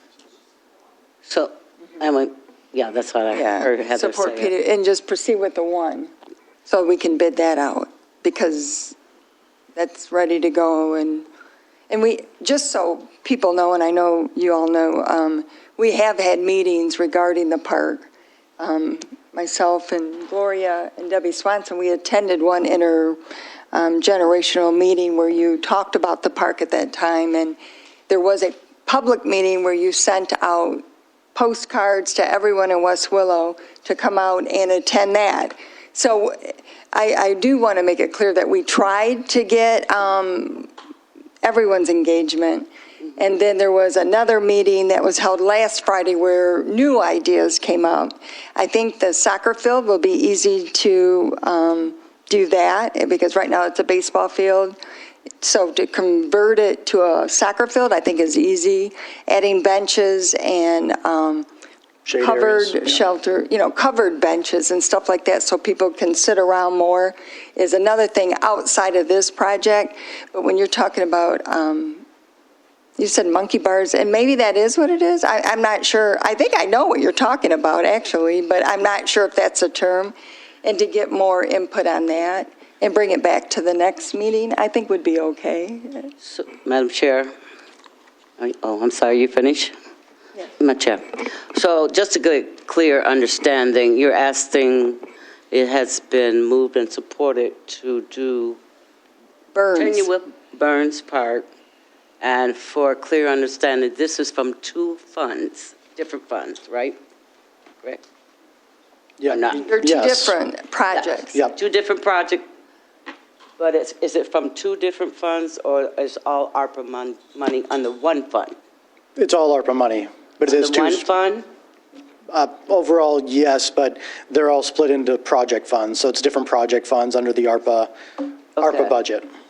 But they're splitting this particular amount? The two projects, there's a certain amount of money allocated for Burns, and there's a certain amount of money allocated for Very West clear Willow. to me, thank you. You're welcome, you're welcome. So is that clear, motion support to proceed with Burns? I just didn't get who it was standing. You're voting on Burns. Voting on Burns.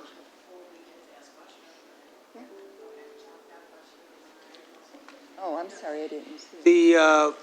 The amendments suggested, would they affect the ARPA funds, meaning would they add more money to the cost? Say, for instance, to convert the baseball field to the soccer field, would that add any additional cost than what's already budgeted? That's something we can do in-house. Okay. We get that done actually very quickly, and that's something we just discussed last week. So work with Jeff, our new assistant, to get the team to take down the fencing behind it, fill in the current base path, and seed it. And as soon as the grass fills in, it's already a soccer field.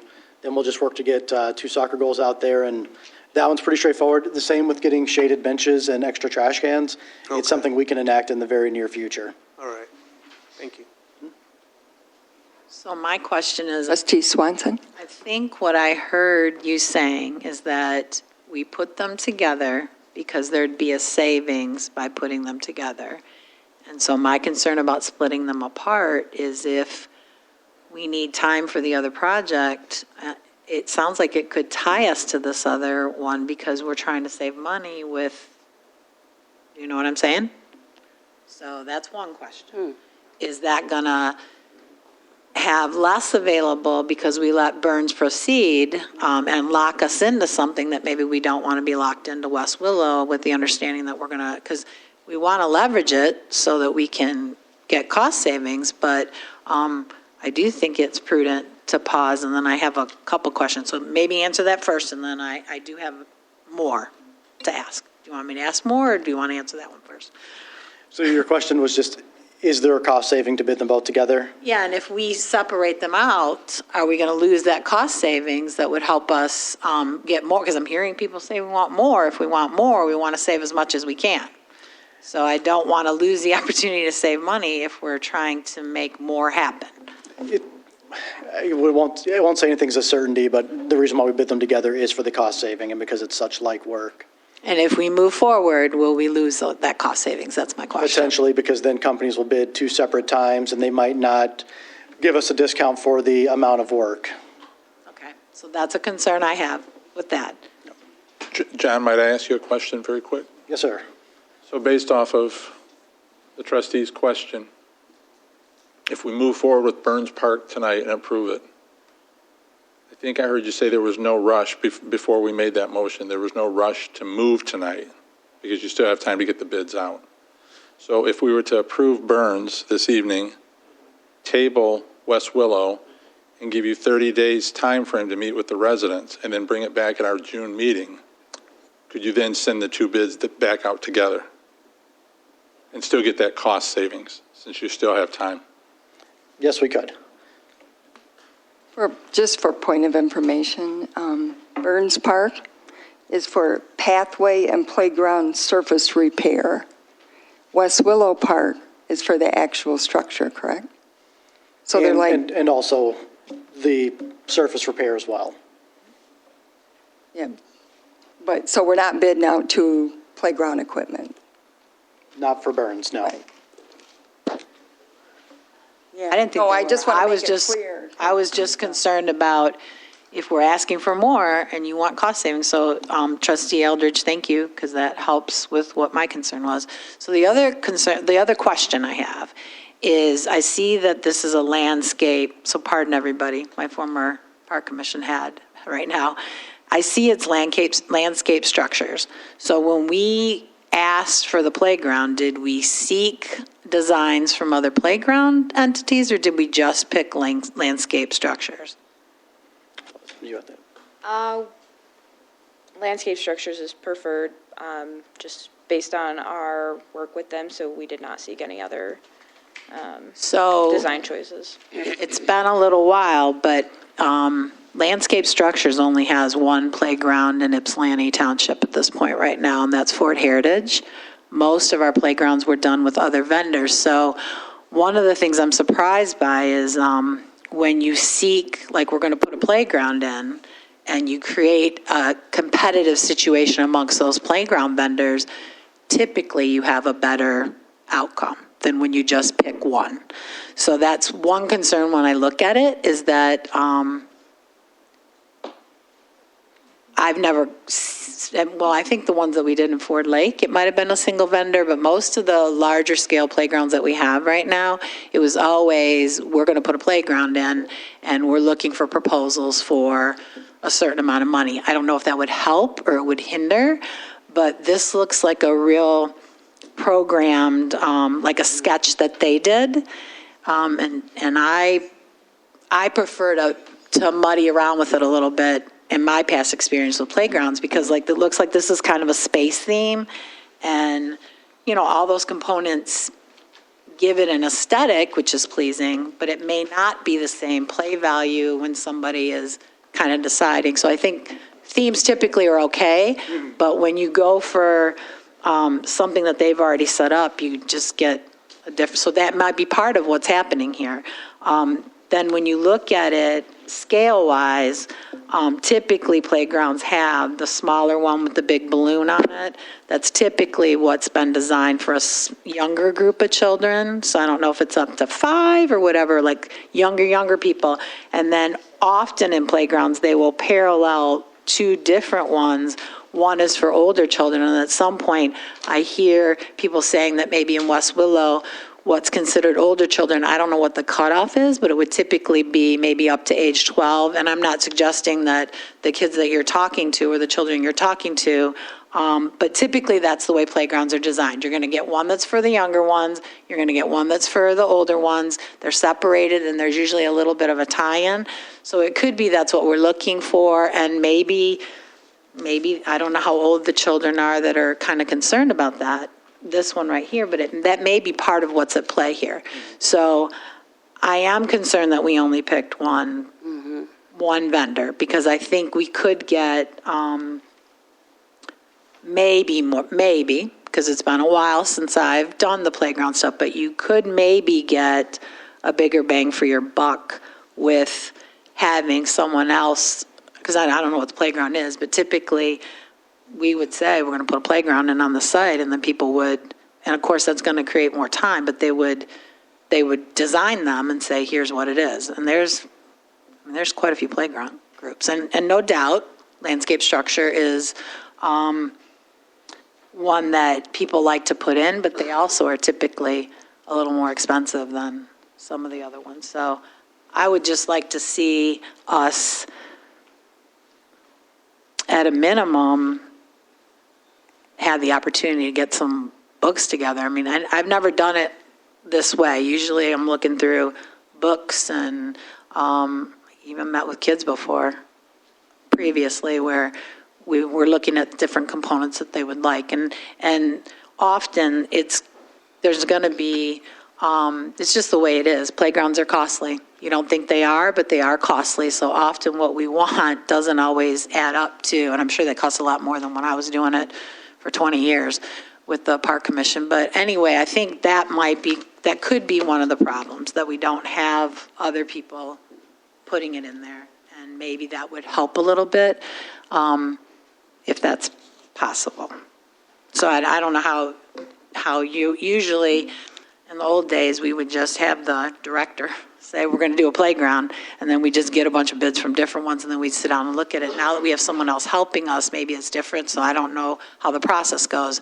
But it's actually a fun thing to have happen when that stuff comes in and you're looking at the different components that they have. So I'm interested in maybe the possibility of what something like that could be. Not to take people off course, but to just open it up a little bit more where there'd be more choice. And then there's also, last point, there's also the opportunity that, which doesn't sound great, but sometimes you plan a playground and you know like the locations of things. And if you have a budget, maybe you set aside space where you know in the future, maybe you would put another thing if you wanted, just to plan for that. So that's not, can't commit money or anything like that, but sometimes when you don't have everything that you want, you have to phase things and decide we could wait on this and maybe there's more space here. And then what is salvageable?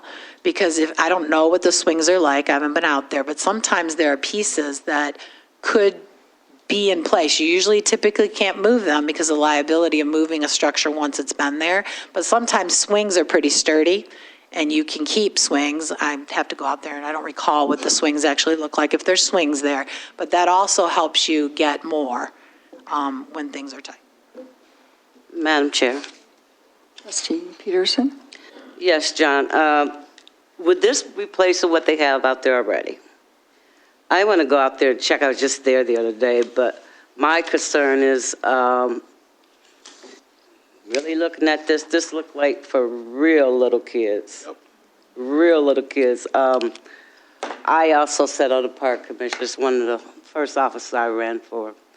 And it is costly, the equipment, but the thing of it is, we got some beautiful equipment in the township where you have tunnels, everything, okay? This ain't got one tunnel. And it looks like, and I just have to say it looks like it's something for maybe ages 2 to 5, 2 to 6. So, and I do agree with Debbie Swanson. If you put it together, it's for the purpose to get a better bid. That's my understanding now. So, but what I also would like to say, I think we did go to one meeting a long time ago. We thank West Willow for working on it, even the youth department. And as Brenda said, I believe they went to the community to get their advice by letters or something. But this is the thing. This is the thing. I would like West Willow to do a consistent, really what they want, and see if it fits in the budget, okay? Go back. Take the 30 days you need or whatever. We want to get moving with the project for both parks, but take a little time. Say, do you want first of all, can we afford in that budget to do a little bit better equipment and then do I think they mentioned the soccer. I don't know how much soccer costs, might just be the land and you draft it out, you put the goldies up. It might not even be that costly, but I think you need to go back, you need to meet with John, say exactly what you would like to see, and see if it can be negotiated so we can move forward on both parks. So that's my ideal. So I thank you, Madam Chair. Thank you. So we can table it, we can. If you have nobody else. Yeah, well, Is that you? Okay. I'm sorry, did you want to say something? Yeah, I don't want to make this like a call and response, but but I do want to add that's a very great point of not just saying there's an issue, but also saying we have an option for a solution. To that point, I want to just really highlight something very quickly. From last summer, we visited 3 other parks and we looked at elements that we really would like to enjoy and then incorporate within our own community. And we had even like a whole survey that members took, and it showed like what are some elements that we like, what are some elements that we do not like, and then kind of using that information to kind of brainstorm around how can we reimagine our park. So there's actually a full park packet that we put together that talks about that whole process, and it shows that survey, and it shows the results of that survey, and it also shows like those 5 major components that we would really like to see embedded into our community park. I would share with you all. I know I shared it with you, John, and I would love to share it with all of you all as well to take a look, and then using that as a basis when we do meet with John to say, hey, this is what we're looking at, this is what we're thinking, let's work together now to find a middle ground and what we can do. So. And once we bid it out, you know more about what the cost is. You'll find what it is. And even in that park packet, we put on a projected amount, and we actually looked at a quote. Obviously, like you said, there's a bid process that I'm used to, and then, but there's a projected cost around what it would cost for all of that. And like you said, Lori attended that meeting on Friday. So that information has come up, and it's great information. My question is, I know that the bike path and the walkway is really important to get fixed in West Willow and in Burns Park, right? Yes. So is that something that we could move forward on in order to get? To do the pathway? Yeah. Now and then. Or do you envision the person who installs the playground to put the limestone down and? That was the plan, because I know with the playgrounds, the goal with doing the edging was so they could meet the walkways. That way there is better accessibility to all the parks. And I do want to thank you, Trustee Swanson, for the background and the process as it was. When this was put together, a big part of that was trying to achieve the most of the project goals that were originally set out for the park and fit a playground structure that would fit within the budget constraints. I mean, tonight's been very helpful with a lot of great conversation. And again, the members of West Willow did send a very helpful pack with some great ideas. I look forward to setting up a meeting hopefully in the next few days, if not early next week, to kind of work through what they put together, work through kind of the constraints we need to work on or work within to get the most, suitable outcome for everybody. I'd be optimistic, just because I try to stay optimistic. If we're able to set up a meeting within the next few days, we could bring this back to the May 21st meeting, if not the meeting in June, but I really would shoot for the May 21st. Again, depending on what we can work with Spicer as well, because of course they're very much involved in this process, but everything except for the playground seems to be that it fits within hopefully the community's goals as well as the board's goals. So we can just pinpoint this, and we'll talk about the other things that are on your list. I mean, we mentioned in the email, but again, converting this playground, converting the baseball field to a soccer field, that's straightforward to do. Adding more benches, that's very straightforward to do. I mean, we can achieve a lot of those things in the next 2 weeks, realistically. Madam Chair, I was going to let the resident go. I'm sorry. No, it's okay. Thank you. It's Karen Lovejoy Rowe, and I just wanted to say that I'm so grateful for the young people. You guys really got everybody's involved. It's really exciting. That's our future. But just want to say that don't limit your ideas of what you want. But I think the key is, which I think John's on it, is to plan out what the whole place is going to look like. It's budget time. So this might be a place where you find out that you can only do this much with the ARP funds, but then maybe you can budget next year or the year after that you want that big piece for the kids. And I know what you're talking about. They got that at Rolling Hills and a couple other places. I can't do it, honey. But I know it's the older kids that like that 8 to 14-year-olds. They all like that. But yeah, just plan it out that way and then see what you can do on your bit, what comes in, and then what you can't do, So don't give up your dream, because it's a big piece of land, and, so the future, just look at it that way. Maybe you're not going to get everything maybe this time, but next time. So thank you. Good luck. Trustee Hunter? Thank you. I'll be quick, John. I think we've heard the feedback, so I won't elaborate anymore on that. But just be mindful that when you reach out, that we have young people that are in school. So if the meeting could be set at a time where young folks get engaged, I just want to be mindful that everyone has the opportunity. Will do. Thank you.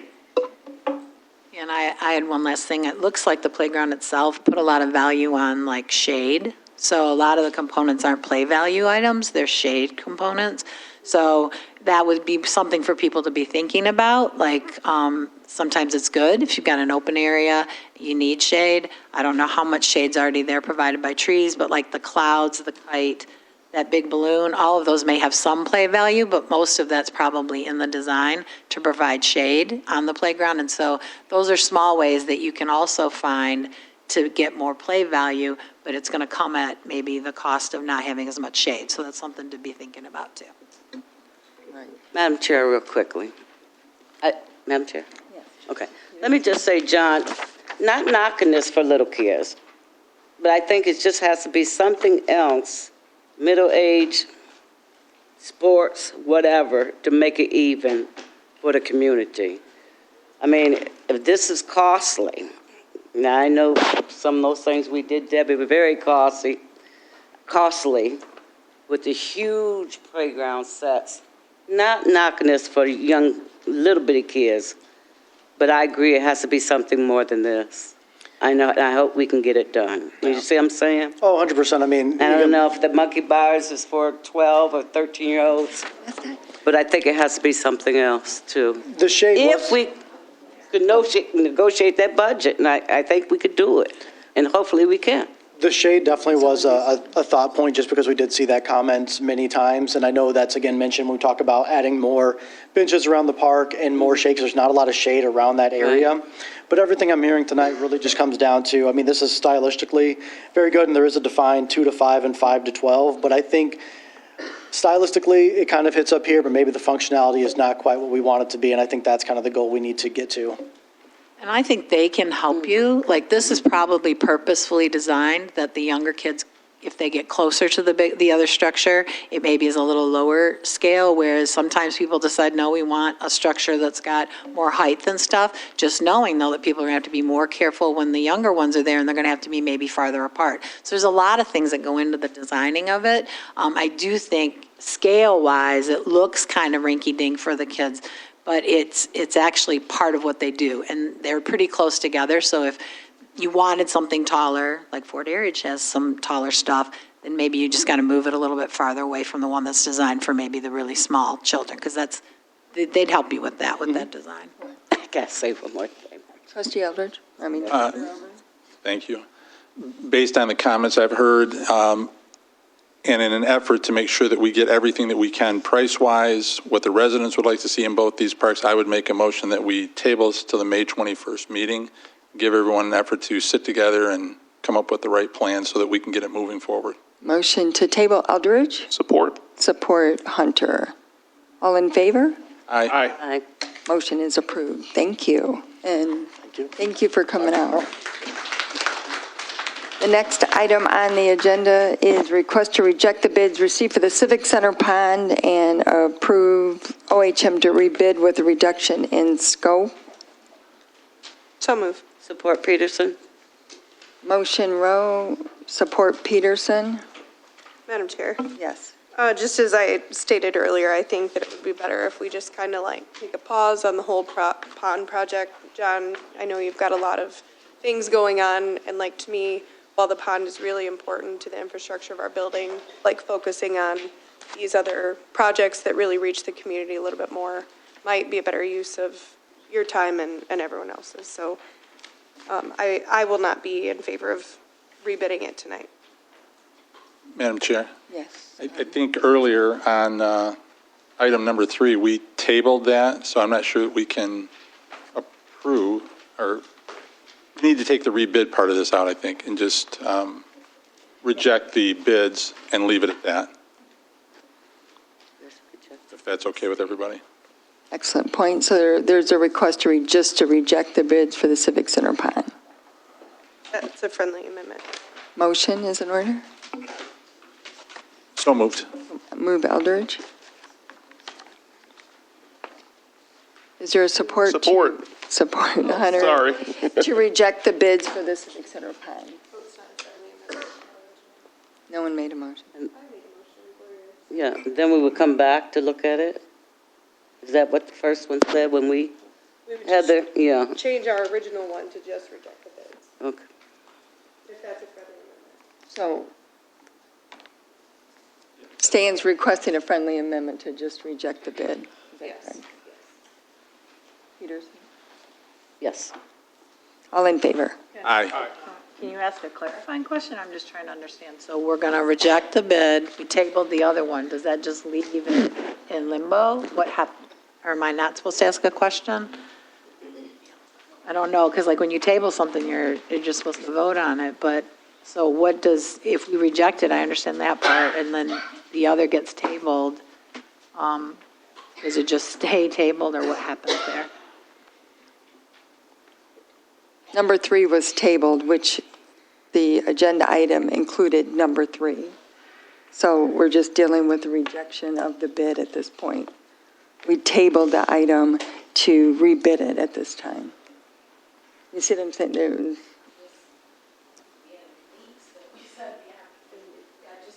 Could you speak in the microphone, please? I'm sorry. I'm just confused because I'm not saying no table or anything. I'm just know that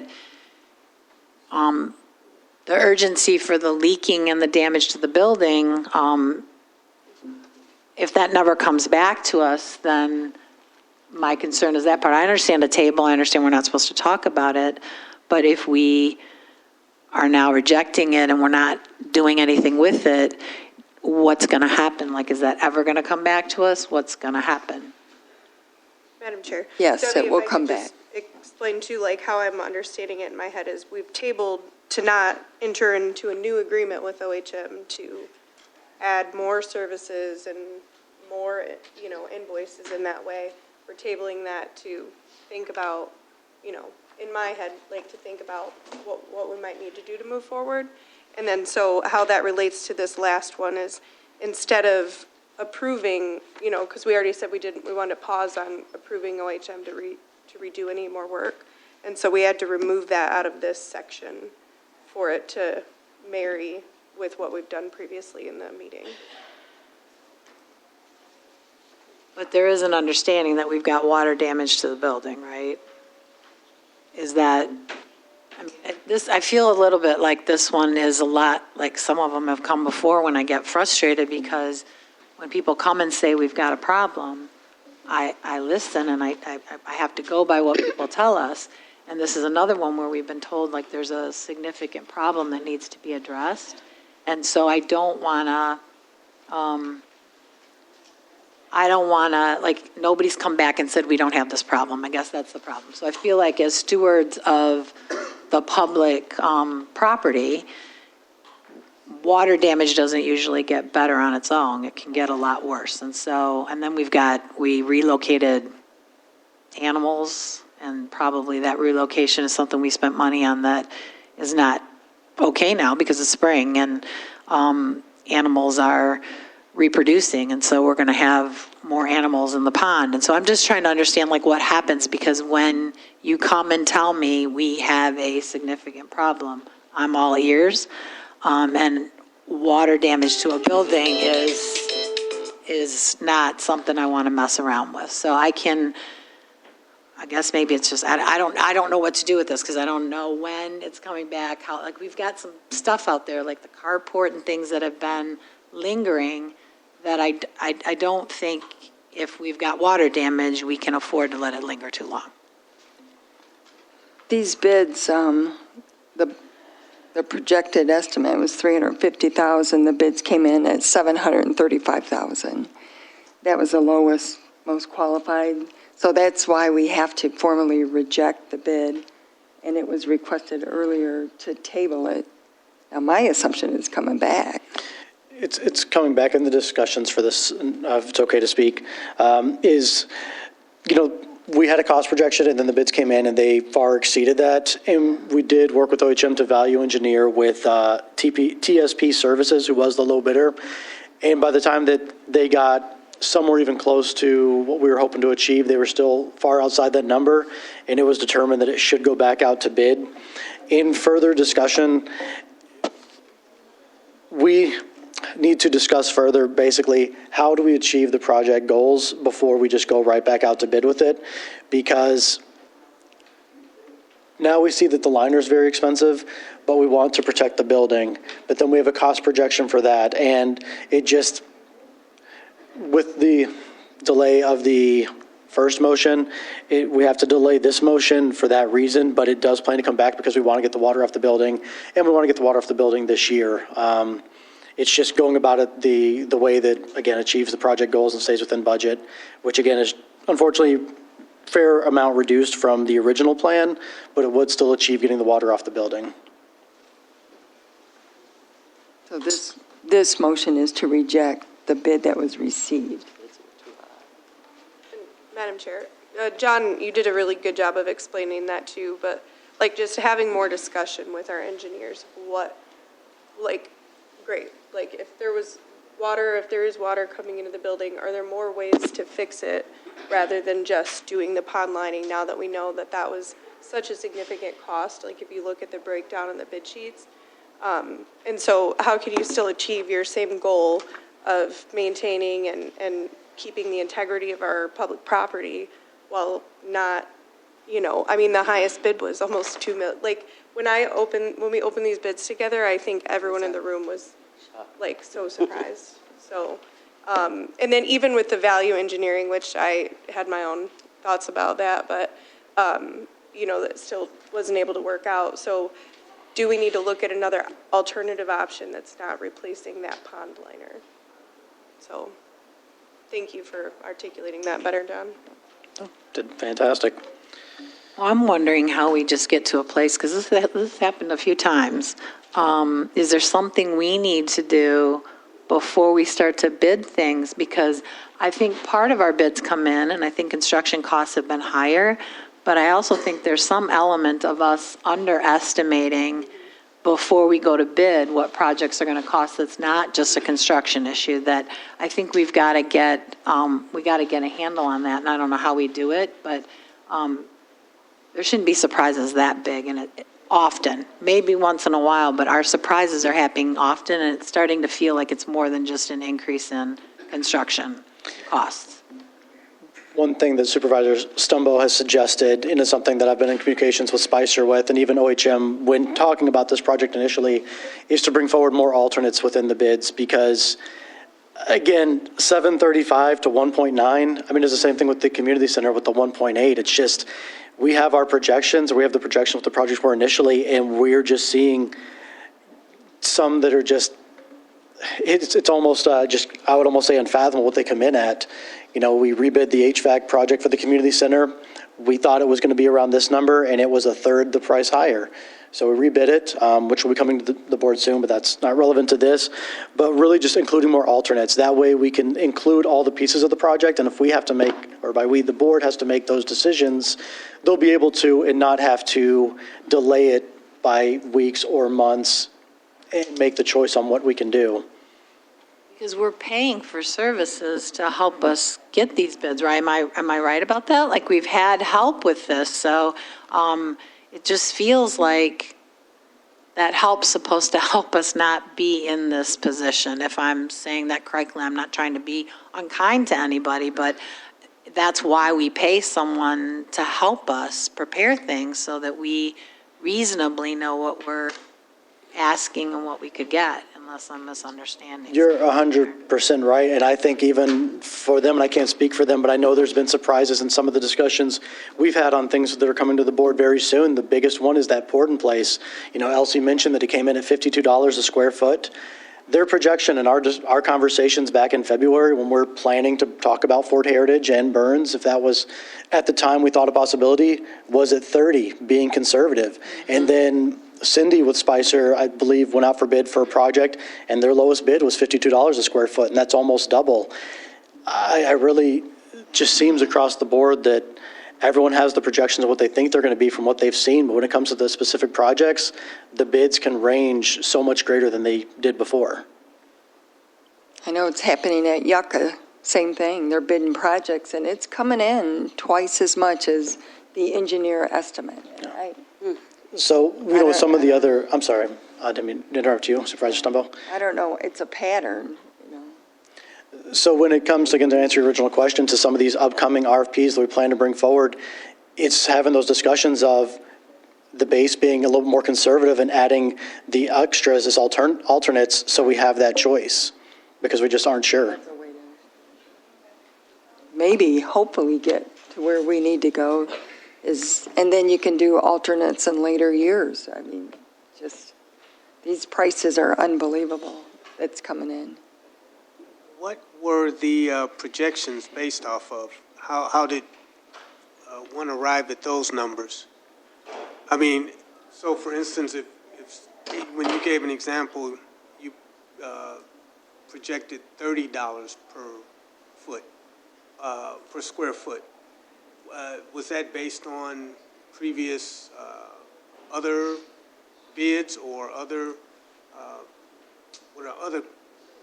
other companies, or how was that amount arrived at, so that when it came at $50, $52 a square foot, everybody was shocked?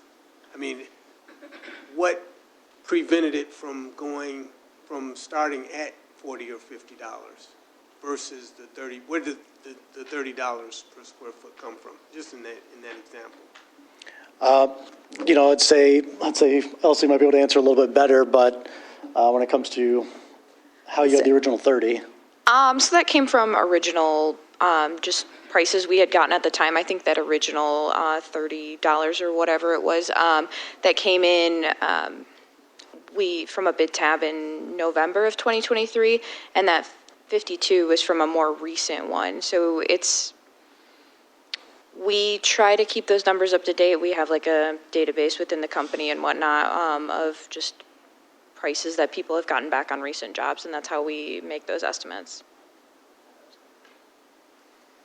Okay, because if there's a starting point, then maybe that will help to mitigate the surprises, so to speak. If there's a starting point based on, other companies or other experiences, not other experiences, but other costs, then, that would align more than as to what we're looking for, as opposed to being shocked. Does that make any sense? 100%. I know when talking into the pond lining in particular, and again, not to speak for OHM, but just as what I've gathered in my conversations with Matt and Stacy and their team is, pond lining specifically is a very specific job. It's not something that is quite as common as even poured in place, is.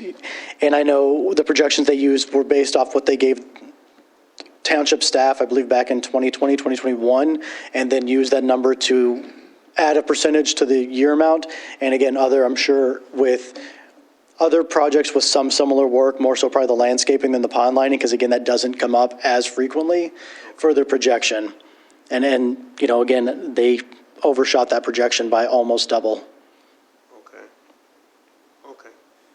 It's happened with road bids and the road with Washoe County roads. I mean, I hope it levels off, Mm-hmm. The 350,000 estimate was an ARPA estimate. This is before it was bid. And that was just given by Michael Hoffmeister, right? Mm-hmm.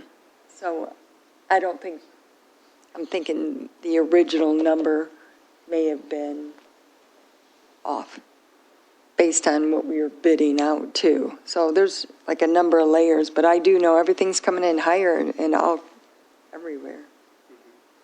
So this will, we have a motion and support to just reject the bids received for the Civic Center pond. All in favor? Aye. Clerk Rowe just stepped up for a moment. She'll be back. At this time, we can have, thank you, John, public comments. if there's any public comments, because we're going to go into executive session, a closed session. So at this time, if there's any public comments, we welcome them. Just give your name, and if you're a township resident, for the record, please.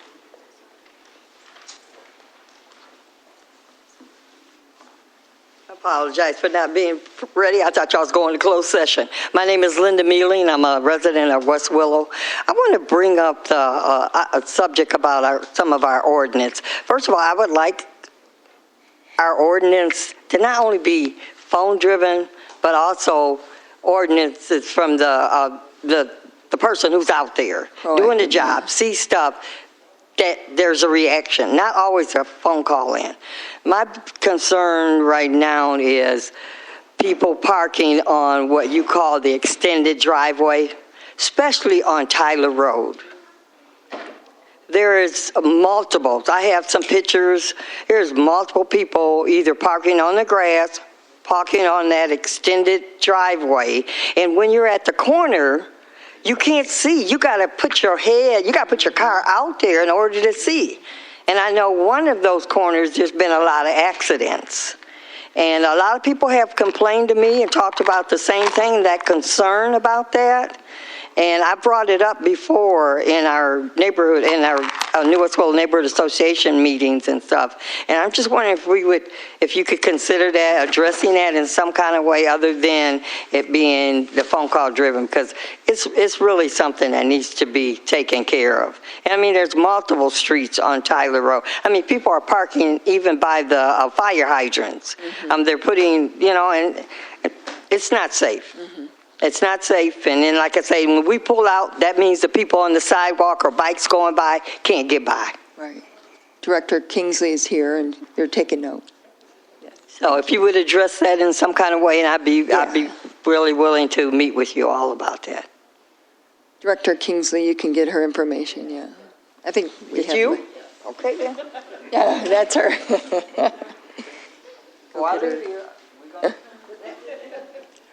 Any other comments? Yes. Yes. Hi, my name is Monica Ross Williams, and I didn't anticipate coming here, but I wanted to make sure that this comment is on the record.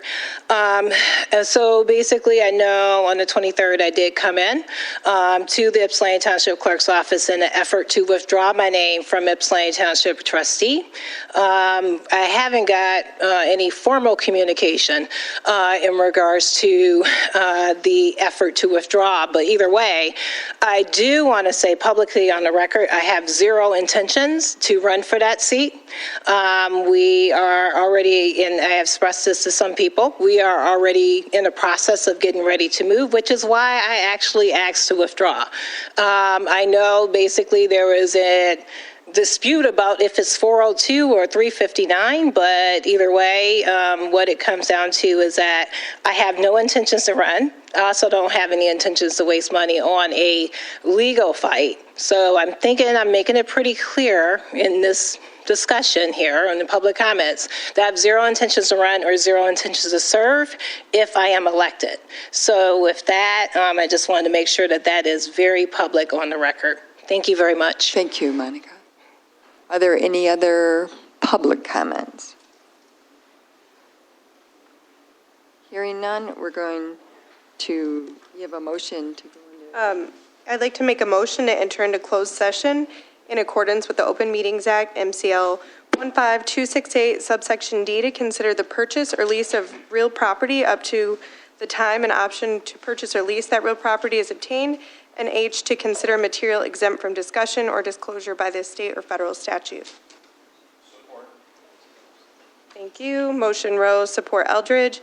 And at this time, we're going into closed session, and so we'll have to ask our public body to leave, and thank you all. You're welcome to stay and come back in later. Could I just... Oh, thank you. Go ahead, Brenda. Could I just give you these from Shamar from Michigan Works? They're having an open house. Thank you, Joanne. Lisa can take them from you. We have a motion support. All in favor to go into executive session? Aye. Aye. Opposed? As soon as everyone... How are you doing? Good. How are you? Like I know that Perfect.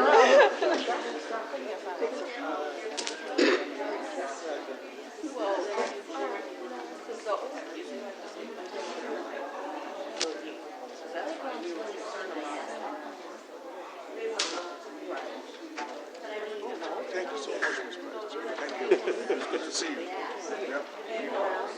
Yeah, well. Right.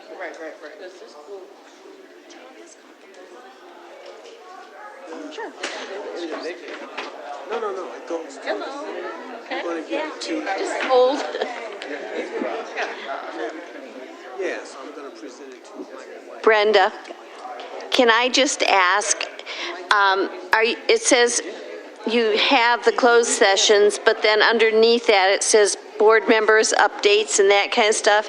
Is there going to be anything else that you're going to tell the community, or you're just going to have this closed session and then close the meetings? No, we'll come back into the regular meeting and we'll have other business. If there's any other business that comes back on the board agenda, especially as it pertains to the closed session. Okay, thank you. You're welcome, thanks. So it shouldn't take long at all. Could you shut the doors, Ms. Kaiser?